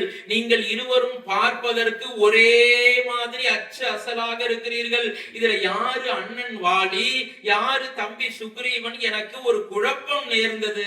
உடனே சுக்ரீவன் சொன்னான், இதுல என்னன்னா உனக்கு குழப்பம்? அடிச்சவன் வாலி, அடி வாங்கின நான் தான்னா சுக்ரீவன். வாலியை எதிர்த்து எங்கேயாவது சண்டை போட முடியுமான்னா அடி வாங்குற என்னதான் நீ சுக்ரீவனா நினைச்சுக்கணும்னு ரொம்ப யதார்த்தமாக சொல்ல மறுபடியும் சொன்னார், சுக்ரீவா கவலைப்படாதே, மறுபடியும் யுத்தத்திற்கு போ. தம்பி லக்ஷ்மணனை கூப்பிட்டார். லக்ஷ்மணா, ஒரு மாலையை தொடுப்பாயாக. லக்ஷ்மணன் ஒரு 5 நிமிஷத்துல என்ன பண்ணார், பக்கத்துல இருக்கிற செடி கொடிகளை மலர்களை வச்சு ஒரு சின்ன மாலை மாதிரி தயார் பண்ணார். அதை எடுத்து அந்த சுக்ரீவனுடைய கழுத்திலே ராமச்சந்திரமூர்த்தி போட்டார். சுக்ரீவா, இதுதான் வெற்றி வாகை மாலை. இப்பொழுது எனக்கு தெளிவாக புரிந்து விட்டது, யார் மாலை அணிந்து கொண்டிருக்கிறார்களோ அவர் சுக்ரீவன், யாரு மாலை அணியாமல் அடிக்கிறானோ அவன் வாலி. இப்பொழுது வெற்றி வாகை உனக்கே கிடைக்கட்டும், சென்று வா சுக்ரீவா என்று ராமச்சந்திரமூர்த்தி வாழ்த்தி அனுப்பினார். சுக்ரீவன் அப்படி போனான். பத்தபடி திரும்பி பார்த்தான்னா, ஒரு 2 நிமிஷம் நீ ஏதாவது கால தாமதமா எடுத்துட்டேன்னா உன் தம்பியை நீ மறுபடியும் உயிரோடு பார்க்க முடியாதுன்னா, அப்படி நீ பார்க்கணும்னு நினைச்சா நேரா நீனே யமலோகம் போய் அங்கேருந்து பாடியை டிஸ்போஸ் பண்ணி வாங்கிட்டு வந்தாதான் உண்டு. அப்படி வாலி என்ன பண்ணுவான், அடிச்சு நேரா யமலோகத்துக்கு பேக் பண்ணிடுவான்னா, அதனால நீ ஒரு நிமிஷம் கூட கால தாமதம் செய்யாதே அண்ணா என்று ராமச்சந்திரமூர்த்தி பாதத்தை வணங்கினான் சுக்ரீவன். ராமச்சந்திரமூர்த்தி சொன்னார், சுக்ரீவா கவலைப்படாதேப்பா, நான் இருக்கிறேன் என்று சொன்னார். நீங்கள் இங்கே இருப்பீர்கள் அண்ணா, நான் இருக்க மாட்டேன் அண்ணா, நான் தான் களத்திலே நிற்கிறேன். ராமச்சந்திரமூர்த்திக்கு நான் தான் களத்திலே இருக்கிறேன் அண்ணா, அதனால் கொஞ்சமும் தாமதிக்க வேண்டாம் என்று சொல்ல, வெற்றி உனக்கே, சென்று வா என்று ராமச்சந்திரமூர்த்தி வாழ்த்தி அனுப்பினார். சுக்ரீவன் மறுபடியும் வந்தான். இது காலையில 9 மணிக்கு சண்டை நடந்தது. மறுபடியும் 12 மணிக்கு புதுசா ஃப்ரெஷ்ஷா மாலை போட்டுட்டு வந்தான். லக்ஷ்மணன் தொடுத்த மாலை. வாலி, வெளியே வாடா வாலி, மறுபடியும் சண்டைக்கு வா, ஒளிந்து கொண்டிருக்கிறாய் கோழையே அப்படின்னு அவன் அப்படியே கோபப்படுத்தினான். வாலி பார்த்தான், இந்த சுக்ரீவன் இருந்தா திரும்ப திரும்ப சண்டைக்கு கூப்பிட்டுட்டே இருக்கான், இன்னையோட இவன் கதையை முடிச்சு விடுறதுன்னு கதாயுதத்தை எடுத்துட்டு மறுபடியும் கிளம்பினான். காரை தடுத்தால், சுவாமி ஒரு முறை தோற்று போன சுக்ரீவன், அடி வாங்கின சுக்ரீவன் ரத்த வெள்ளத்துல பிளாஸ்டிக் சர்ஜரி பண்ற அளவுக்கு நீங்க அடிச்சு அமைச்சிருக்க, மறுபடியும் அவன் வருகிறான் என்று சொன்னால் சுவாமி தப்பா நினைச்சுக்க வேண்டாம், என்னுடைய மனசுல ஏதோ ராமரும் லக்ஷ்மரும் அவருக்கு பின்னால் இருப்பது போல எனக்கு தோன்றுகிறது என்று சொல்ல, தாரை நீ ஒரு பெண் என்பதை நிரூபித்து விட்டாய். ராமன் எப்படிப்பட்ட உயர்ந்த குணம் உடையவன் தெரியுமா? அப்படியே அவன் போருக்கு வந்தாலும் நேருக்கு நேராக வருவானே தவிர மறைந்து நின்று என்னை கொல்ல மாட்டான் என்று வாலி ஒரு உயர்ந்த நம்பிக்கையோடு சென்றான். மீண்டும் இருவருக்கும் யுத்தம் நடந்தது. ராமச்சந்திரமூர்த்தி கோதண்டத்தை எடுத்தார், அம்பரா துணியிலிருந்து அம்பை எடுத்தார், வாலியினுடைய மார்புக்கு குறிவைத்தார். அதே மாதிரி சுக்ரீவனை ஆகாயத்திலே தூக்கி அப்படியே பேக் பண்ண தயாரான வாலி, அந்த நேரத்துல வாலியினுடைய மார்பிலே ராம பானம் வந்து தைத்தது. வாலியினால் நம்ப முடியவில்லை. இரண்டு கைகளை பற்றி வெளியே இழுத்தான் வாலி. பின்னால் இருக்கின்ற வாள் அந்த அம்பை வெளியிலே இழுக்க பார்த்தது. கம்பன் சொல்றார், ராமர் பானம் எப்படின்னா, ராமச்சந்திரமூர்த்தி குறி வச்சு அம்பு எய்தா அந்த அம்பு துல்லிய தாக்குதல். நம்ம சிந்தூர் ஆபரேஷன் இந்தியா நடத்தினதே அது மாதிரி துல்லிய தாக்குதல். கரெக்டா ஸ்கெட்ச் போட்டு அந்த இடத்துல போய் விழும்னா கரெக்டா அங்க அடிக்கும். அது மாதிரி அடிச்சுட்டு அந்த அம்பு என்ன பண்ணும்னா, மேலெல்லாம் ரத்தமா இருக்கும் இல்லையா, நேரா ஆகாயத்துக்கு அம்பே அதுவாவே புறப்பட்டு போகுமா. மேகத்துல தண்ணீர் இருக்கும் இல்லையா, அந்த மேகத்தை ஒரு கலக்கு கலக்கி அந்த மேகத்துல இருக்கிற ஆகாய கங்கையில அந்த அம்பு தானாகவே தன்னை சுத்தப்படுத்தி கொண்டு மறுபடியும் வந்து ராமச்சந்திரமூர்த்தியினுடைய அம்புரா துணியில் அதுவாகவே அமர்ந்து கொள்ளும். இப்படிப்பட்ட ஆற்றல் வாய்ந்தது ராமபானம். ஆனால் வாலியிடத்திலே இந்த ராமபானம் கூட மெதுவாக தான் போனதாம். அப்ப எவ்வளவு பெரிய வீரன் பாருங்க. அந்த ரெண்டு கைகளை பிடிச்சு அப்படி இழுத்து பார்த்தா அந்த அம்புலே ராமன் என்று எழுதி இருந்தது. வாலி துடிதுடித்து போனான். ராமனா இந்த காரியத்தை செய்தது அப்படின்னு நினைச்சு பார்த்துட்டு இருக்கும் போது அந்த ராமனும் லக்ஷ்மணனும் அப்படி வந்தார்கள். கம்பனிலே மட்டும்தான் இந்த இடம் உண்டு. சமஸ்கிருதத்துல வால்மீகில இதை சொல்லவே மாட்டார். வால்மீகி முனிவர் ஒரே வார்த்தையில முடிச்சுட்டு போயிடுவார். இந்த வாலி ராமன் மறைஞ்சு நின்னது கொன்னது தப்பா ரைட்டா, அந்த வாதம்னா எங்க இருக்குன்னா கம்பன்ல தான் இருக்கு. வாலி வதம்னு தனியா ஒரு மணி நேரம் நம்ம பேசுறோம், நேரம் இல்லை நமக்கு. ஒரு 2 நிமிஷத்துல அதை சொல்லிட்டு முடிச்சிருவோம். அந்த வாலி வதத்துல வால்மீகி சுவாமி ஒரே வார்த்தையில முடிச்சிருவார். வாலி விலங்கு, ராமச்சந்திரமூர்த்தி மகாராஜா, ராஜா வீட்டு புள்ள. இளவரசரோட ராஜாவோட கடமை என்ன? வேட்டையாடுறது. நீ விலங்கு, அவர் மகாராஜா, உன்னை வேட்டையாடினா தீர்ந்து போச்சு, போங்கடா பஞ்சாயத்து கிடையாதுன்னு உடனே ஆட்டத்தை கலைச்சு விட்டுருவார். ஆனா இங்க கம்பன் அப்படி சொல்லல. நிறைய அது கம்பனுடைய ஒரு டெக்னிக். என்ன டெக்னிக்னா, 2 இடம் ராமனை பத்தி படி சொல்வதற்கு 2 இடம். ஆண்டாண்டு காலமாக இதையே தமிழ் படித்த கம்பராமாயணம் படித்த எல்லோரும் சொல்லிக் கொண்டே இருப்பார்கள். வாலியை மறைந்து நின்று கொன்ற ராமன் செய்தது பிழை 1. 2வது பின்னாடி சீதையை அக்னி பிரவேசம் செய்ய போகிறான், நாளன்னைக்கு பார்க்க போறோம், அது 2ஐயும் சொல்லுவார்கள். இதுல வாலி சொல்றான், தசரதன் மகனானி, உங்க அப்பா எப்படிப்பட்டவர்ப்பா, 2 வரத்தை கொடுத்ததற்காக அவற்றை கொடுத்து விட்டு அந்த வரத்திற்காக தன் உயிரை மாய்த்து கொண்டவர் அல்லவா தசரத சக்கரவர்த்தி. அவருடைய மகனா நீ ராமா, நீ இப்படி மறைஞ்சு நின்னு என்ன அம்பு போட்டு கொள்ளலாமாப்பா? நம்ம கிராமத்துல சொல்லுவோம், எங்க அவரு பையனா நீங்க, என்ன தம்பி அவரு பையனா இருந்துட்டு இப்படி போய் பண்றீங்களே அப்படின்னு கிராமத்துல கேட்கிறோம் இல்லையா. அது போல தசரதன் மகனா நீ.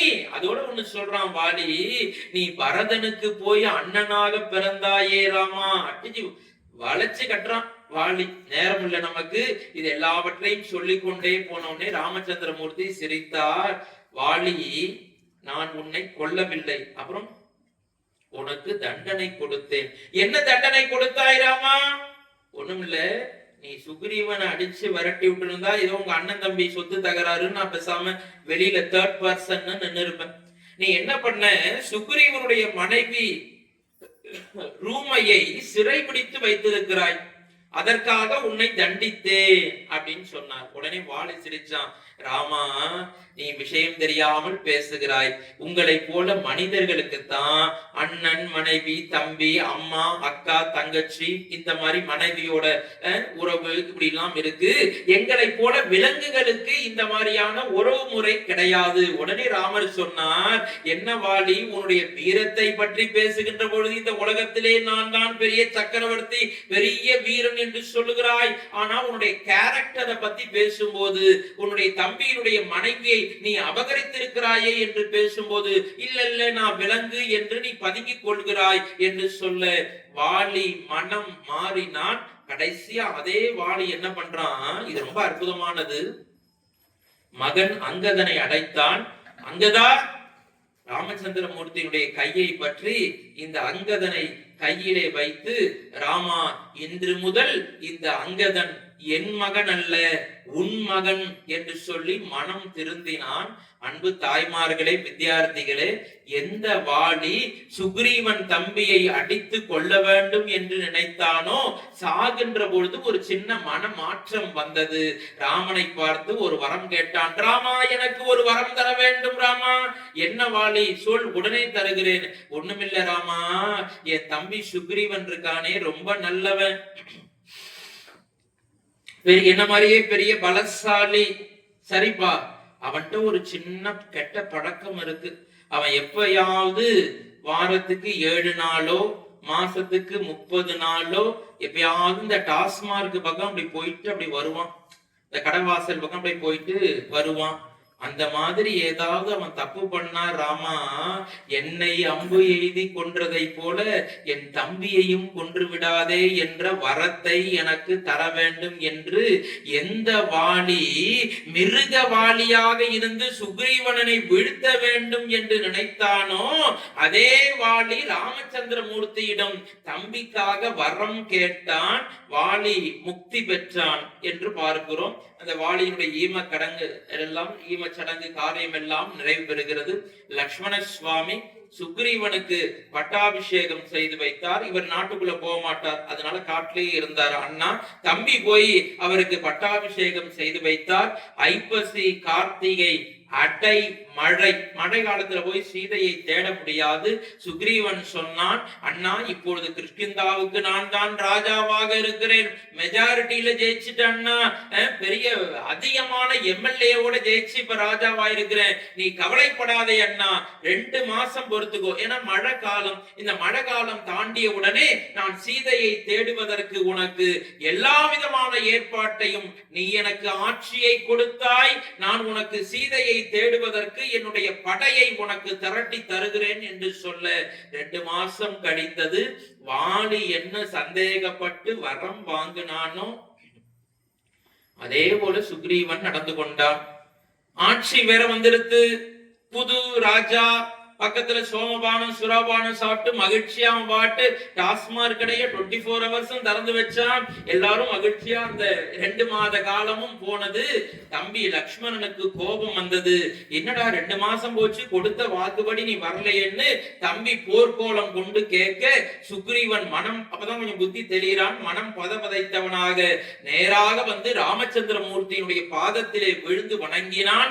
அண்ணா, என்னை மன்னித்துக் கொள் அண்ணா, இனிமேல் ராமச்சந்திரமூர்த்தி அண்ணா மீது ஆணையாக ஒரு நாளும் என்னுடைய கையினால் மட்டுமல்ல என்னுடைய மனதினாலும் நான் இந்த மது என்ற தீய பழக்கத்தை நான் தொடமாட்டேன், அவற்றை தொடமாட்டேன் என்று ராமச்சந்திரமூர்த்தியின் மீது சத்தியம் செய்தான்.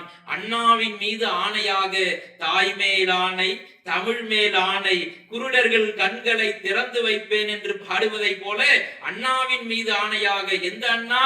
ராமச்சந்திரமூர்த்தி அண்ணாவின் மீது ஆணையாக, இனி ஒரு நாளும் நான் இந்த மது என்ற பழக்கத்தை தொடமாட்டேன், இது சத்தியம் அண்ணா என்று சொல்லி படைகளை எல்லாவற்றையும் திரட்டினான். எல்லோரும் ஒன்றாக சேர்ந்தார்கள். இடையிலே ஜாம்பவான் என்ற கரடி அரசனும் வந்து சேர்ந்தான். எல்லோரும் ஒன்றாக குழுமி இருக்கிறார்கள். 4 திசைகளும் 8 திசைகளிலே 7 திசைகளிலே சென்று நலன், நீலன், சுக்ரீவன், அங்கதன் எல்லோரும் சீதையை தேடினார்கள். தெற்கு திசை இருப்பது மட்டுமே பாக்கி. அந்த தெற்கு திசையிலே லங்கா நகரம் இருந்தது. அந்த லங்கா நகரத்தை யார் சென்று தேடுவது என்று யோசனை செய்தார்கள். சொல்வார்கள். ஜாம்பவான் சொன்னார், முன்ன மாதிரி என்னால தாண்டி குதிச்சு போக முடியல, நான் ஒரே பாய்ச்சலா தாண்டி போயிடுவேன். இப்போ கொஞ்சம் வயசா எடுத்து 65 வயசு ரிட்டையர் ஆனதுனால பழையபடி என்னால போக முடியலன்னு ஜாம்பவான் சொன்னார். அங்கதன் சொன்னான், அப்பா ராமச்சந்திரமூர்த்தியே கவலைப்படாதீர்கள், நான் சென்று தாண்டி சீதை மாதா இருக்கிறாரா இல்லையா என்று பார்க்கிறேன் என்று சொன்னான். ஜாம்பவான் கேட்டார், தம்பி அங்கதான் நீ தாண்டி குதிச்சு போயிடுவே, எனக்கு அதுல நம்பிக்கை இருக்கு, திரும்பி வருவியாப்பா அப்படின்னு. அதுதான் சாமி எனக்கு தெரியலன்னு கொஞ்சம் தலையை சொரிஞ்சான். பக்கத்துல சுக்ரீவன் சொன்னான், அண்ணா நான் வேண்டுமானால் இலங்கைக்கு சென்று போகட்டுமா? எப்படிடா சுக்ரீவா போவேன்? நான் படகை எடுத்து கொண்டு போகிறேன். படகு எடுத்து போய் நீ ஸ்ரீலங்கா போய் ராவணனுடைய மாளிகையில தேடிட்டு திரும்பி வரத்துக்குள்ள நாட்கள் போய்விடுமேடா என்று எல்லோரும் குடுமி இருக்கு.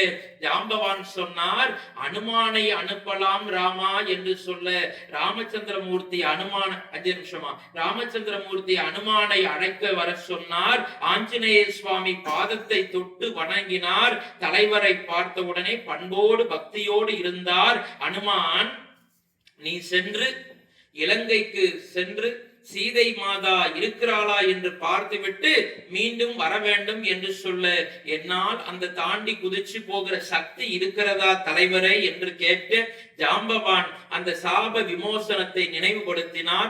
உனக்கு அட்டமா சித்திகளும் இருக்கிறது அனுமான், எந்த ஆயுதத்தினாலும் தாக்குதல் நடந்தாலும் பிரம்மாஸ்திரமே வந்து ஏவினாலும் உனக்கு எதுவும் ஆகாது என்று சொல்ல, ஆஞ்சநேய சுவாமி ராமச்சந்திரமூர்த்தியுடைய பாதத்தை பற்றி வணங்கினார். ராமச்சந்திரமூர்த்தி கையிலே இருந்த ஒரு கணையாடி என்ற மோதிரம், இது எங்க அம்மா எனக்கு செஞ்சு கொடுத்த தேசிய கொடி மோதிரம், அது ராமச்சந்திரமூர்த்தி போட்டிருந்த ராம என்ற மோதிரம். அதை அந்த ஆஞ்சநேய சுவாமியிடம் கொடுக்க அவற்றை கையை நீட்டி பெற்றுக் கொண்டார். எடுத்து இடுப்பிலே பத்திரமாக சொருகிக் கொண்டார் ஆஞ்சநேய சுவாமி. அனுமானை அடைத்தார்.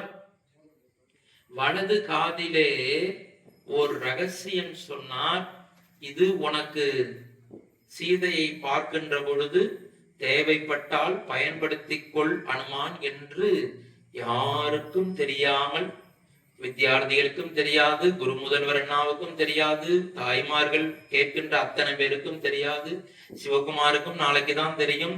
ராமச்சந்திரமூர்த்தி காதிலே, அனுமானுடைய வலது காதிலே ஒரு ரகசியம் சொன்னார். இதை தேவை ஏற்படும் போது பயன்படுத்திக் கொள் அனுமான் என்று சொன்னார். அந்த ரகசியம் என்பது யாரும் யாரிடமும் சொல்லக்கூடாத ரகசியம், சொல்ல முடியாத ரகசியம்.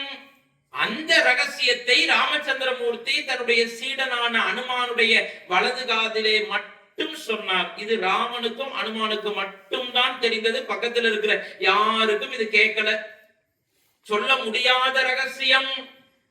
பாட்டிலாம் சொல்றாங்க, அதை மட்டும் என்னன்னு சொல்லிட்டு போயிடுங்களேன் தம்பி, ராத்திரி முழுக்க தூக்கம் வராது போல இருக்கு எங்களுக்கு. சீரியல்ல அப்படித்தானே கொண்டாந்து நிப்பாட்டுறாம்மா. வெள்ளிக்கிழமை ஆனிச்சுன்னா கொண்டாந்து அப்படி டக்கு நிப்பாட்டுறான். சனி ஞாயிறு நம்ம திக்கு திக்குன்னு ஐயோ என்ன ஆனிச்சோ, அந்த அம்மா அப்பா ஆஸ்பத்திரியில ஆம்புலன்ஸ் தூக்கிட்டு போனாங்களே, போய் பொழைச்சதோ இல்லையோ அப்படின்னு பயம் வந்துட்டே இருக்கும் இல்லையா? சீரியல் பாக்குறவங்களுக்கு நல்லா தெரியும். அதே கதை தான், நகரவே மாட்டேங்குது சாமி இல்லையா? அப்படியேதான் இருக்கு. வாத்தியார் நகைச்சுவையா சொல்லுவார், ஒரு கேரக்டர் சொர்ணம்னு ஒரு கேரக்டர் வந்தது சீரியல்ல. அப்படி உள்ள வந்த உடனே ஒரு காட்சி, சீரியல் அப்பதான் ஆரம்பிக்குது. சொர்ணமா அப்படி பண்ணா அப்படின்னு அப்பா கேக்குறார். உடனே அம்மா மூஞ்ச சரக்கு சலக்கு சரக்கு சரக்குன்னு அம்மா மூஞ்ச, அப்பா மூஞ்ச, அண்ணன் மூஞ்ச எல்லாரையும் ஒரு ரவுண்டு முடிச்ச உடனே அம்மா கேக்குறா, என் மகள் சொர்ணமா அப்படி பண்ணா அப்படின்னு கேட்டா, மறுபடியும் சரக்கு சரக்கு சரக்குன்னு ஊஞ்சலை காமிச்சு கடிகாரத்தை காமிச்சு எல்லாத்தையும் வீட்டையே ஒரு ரவுண்டு கட்டினோம்னே விளம்பர இடைவேளை முடிஞ்சு போச்சு. சொர்ணம் என்ன பண்ணாலும்னு நமக்கே திக்குன்னு ஆயிடுச்சு. அப்படி என்னதான் பண்ணிருப்பா சொர்ணம்? டிவியை போட்டு நானும் உட்கார்ந்துட்டு என்னதான் பாத்துருவோம்னு இல்லையா? விளம்பர இடைவேளை, சோப்பா வாங்கு, சீப்பா வாங்கு, அதை வாங்கு, இதை வாங்கு, ஷாம்பா வாங்கு, எல்லாத்தையும் போட்டு முடிச்சுட்டு மறுபடியும் ஆரம்பிச்சது. யாரு பேசினான்னா தம்பி பேசினான், சொர்ண அக்கா இருந்தாலும் அப்படி பண்ணிருக்கப்படாது அப்படின்னு ஒரு விஷயத்த சொன்னான்.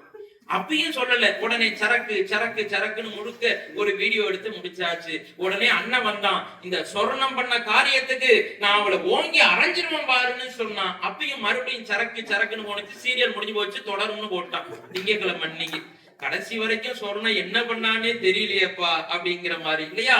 அது போல எது நடந்தாலும் கதை அங்கேயேதான் இருக்கும்.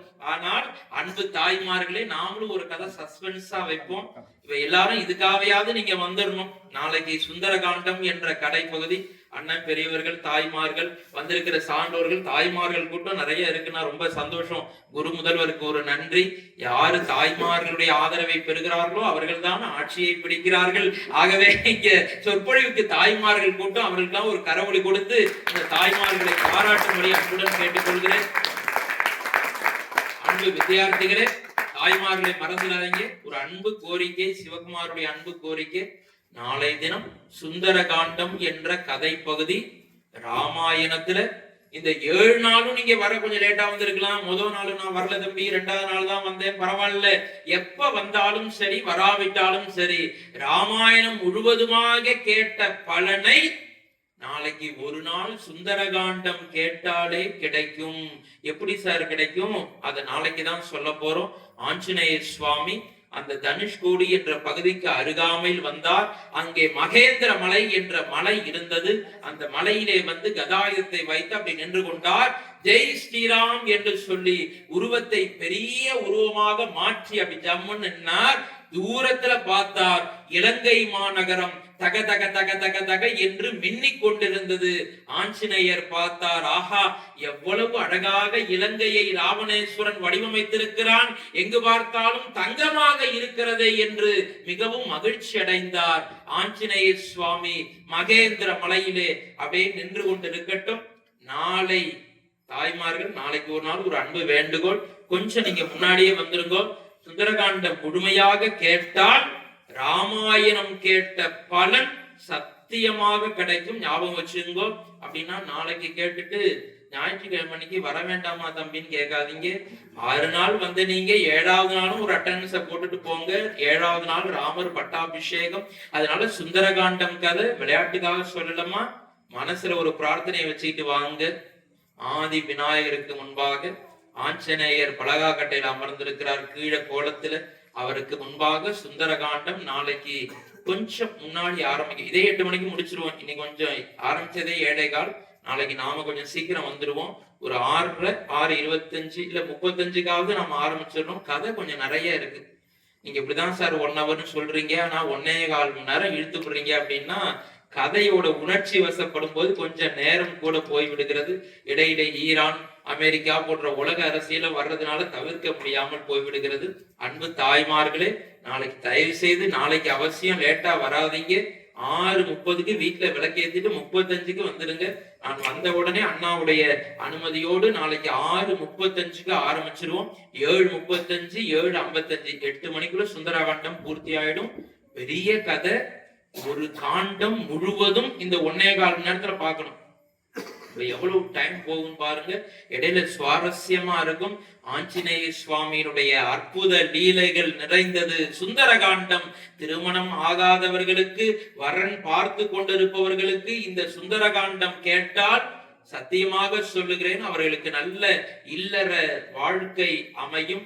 என்னென்ன அவர்களுக்கு தேவையோ அந்த வாழ்க்கை பலனை ஆஞ்சநேய சுவாமி கொடுக்க இருக்கிறார். இன்னொன்னு உங்களுக்கு தெரியும் நினைக்கிறேன், ஏதாவது ஒரு பிரார்த்தனை பண்ணிட்டு சுந்தரகாண்டத்தை பாராயணம் பண்ணுவாங்க வீட்டுல. அது முழுமையா சுந்தரகாண்டம் இருக்கும். காலையில ஆரம்பிச்சு நைட் வரைக்கும் பாராயணம் பண்றது. ஆனால் நான் தமிழ் பேராசிரியர், சமஸ்கிருதம் தெரியாது. அதனால தமிழ்ல கம்பன் சொல்ற இந்த சுந்தரகாண்டத்தை 1.25 மணி நேரத்துல நாம சொல்ல போறோம். தாய்மார்களை மீண்டும் மன்றாடி கரம் கூப்பி கேட்டுக்கொள்கிறேன். வித்தியார்த்திகள் இங்க இருப்பார்கள், சான்றோர்கள் அண்ணன் நீங்களும் வந்துருங்கன்னு. 6:30க்கெல்லாம் வந்து விடுங்கள். 6:35க்கு அப்படி ஆரம்பிச்சோம்னாதான் 7:35, 8க்குள்ள அதை முடிக்கணும். 8 மணிக்கு முடிச்சுட்டு நானும் காரைக்கால் ஒரு ப்ரோக்ராம் இருக்கு. 8:45, 9 மணிக்கு காரைக்கால் போகணும்.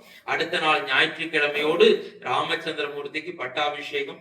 தெரிந்தோ தெரியாமலோ விளையாட்டாக இப்பொழுதுதான் ஆரம்பிச்ச மாதிரி இருந்தது. ஆனா கதையை முடிக்கிறதுக்கே கொஞ்சம் கஷ்டமா இருக்கு. ஆனா முடிச்சுதான் ஆகணும். பயப்படாதீங்க தாய்மார்களே. ஞாயிற்றுக்கிழமை அன்னைக்கு அயோத்தியாவிலே ராமச்சந்திரமூர்த்திக்கு பட்டாபிஷேகம். மீண்டும் சொல்லுகிறேன், ராமர் பட்டாபிஷேகம் அந்த 7ஆம் நாள் சொற்பொழிவை விட நாளைக்கு இருக்கின்ற அந்த சுந்தரகாண்டமே மிகவும் புகழ் பெற்றது.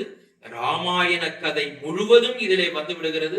அதனால அண்ணாட்ட ஒரு அன்பு வேண்டுகோள், நாளைக்கு ஒரு ஸ்வீட் மாதிரி சக்கரை பொங்கலோ அந்த மாதிரி, ஏன்னா சுந்தரகாண்டம்ங்கிறது அதுதான் வெற்றி, சுந்தரகாண்டம் தான் வெற்றி. அதனால ஒரு இனிப்பு பிரசாதம் போடும் குழந்தைகள்கிட்ட அன்பு வேண்டுகோள், அண்ணாவுடைய பாதங்கள்கிட்ட அன்பு வேண்டுகோள் வச்சு இந்த ஒரு நல்ல வாய்ப்பினை வழங்கிய நம்முடைய சுவர்ணவள்ளி அம்பாள் சமேத முக்தீஸ்வருடைய வேத சிவாகம வித்யா பீடத்தினுடைய குரு முதல்வர் சிவஸ்ரீ அண்ணா அவருடைய பொன்னார் திருவடிகளை மீண்டும் ஒரு முறை வணங்கி, வெற்றிவேல் முருகனுக்கு. ராம ராம ராம ராம ராம ராம ராம் ராம ராம ராம சீதா ராம ராம ராம் ராம ராம ராம ராம ராம ராம ராம் ராம ராம ராம சீதா ராம ராம ராம் ராம ராம ராம ராம ராம ராம ராம் ராம ராம ராம சீதா ராம ராம ராம். ராமச்சந்திர மூர்த்திக்கு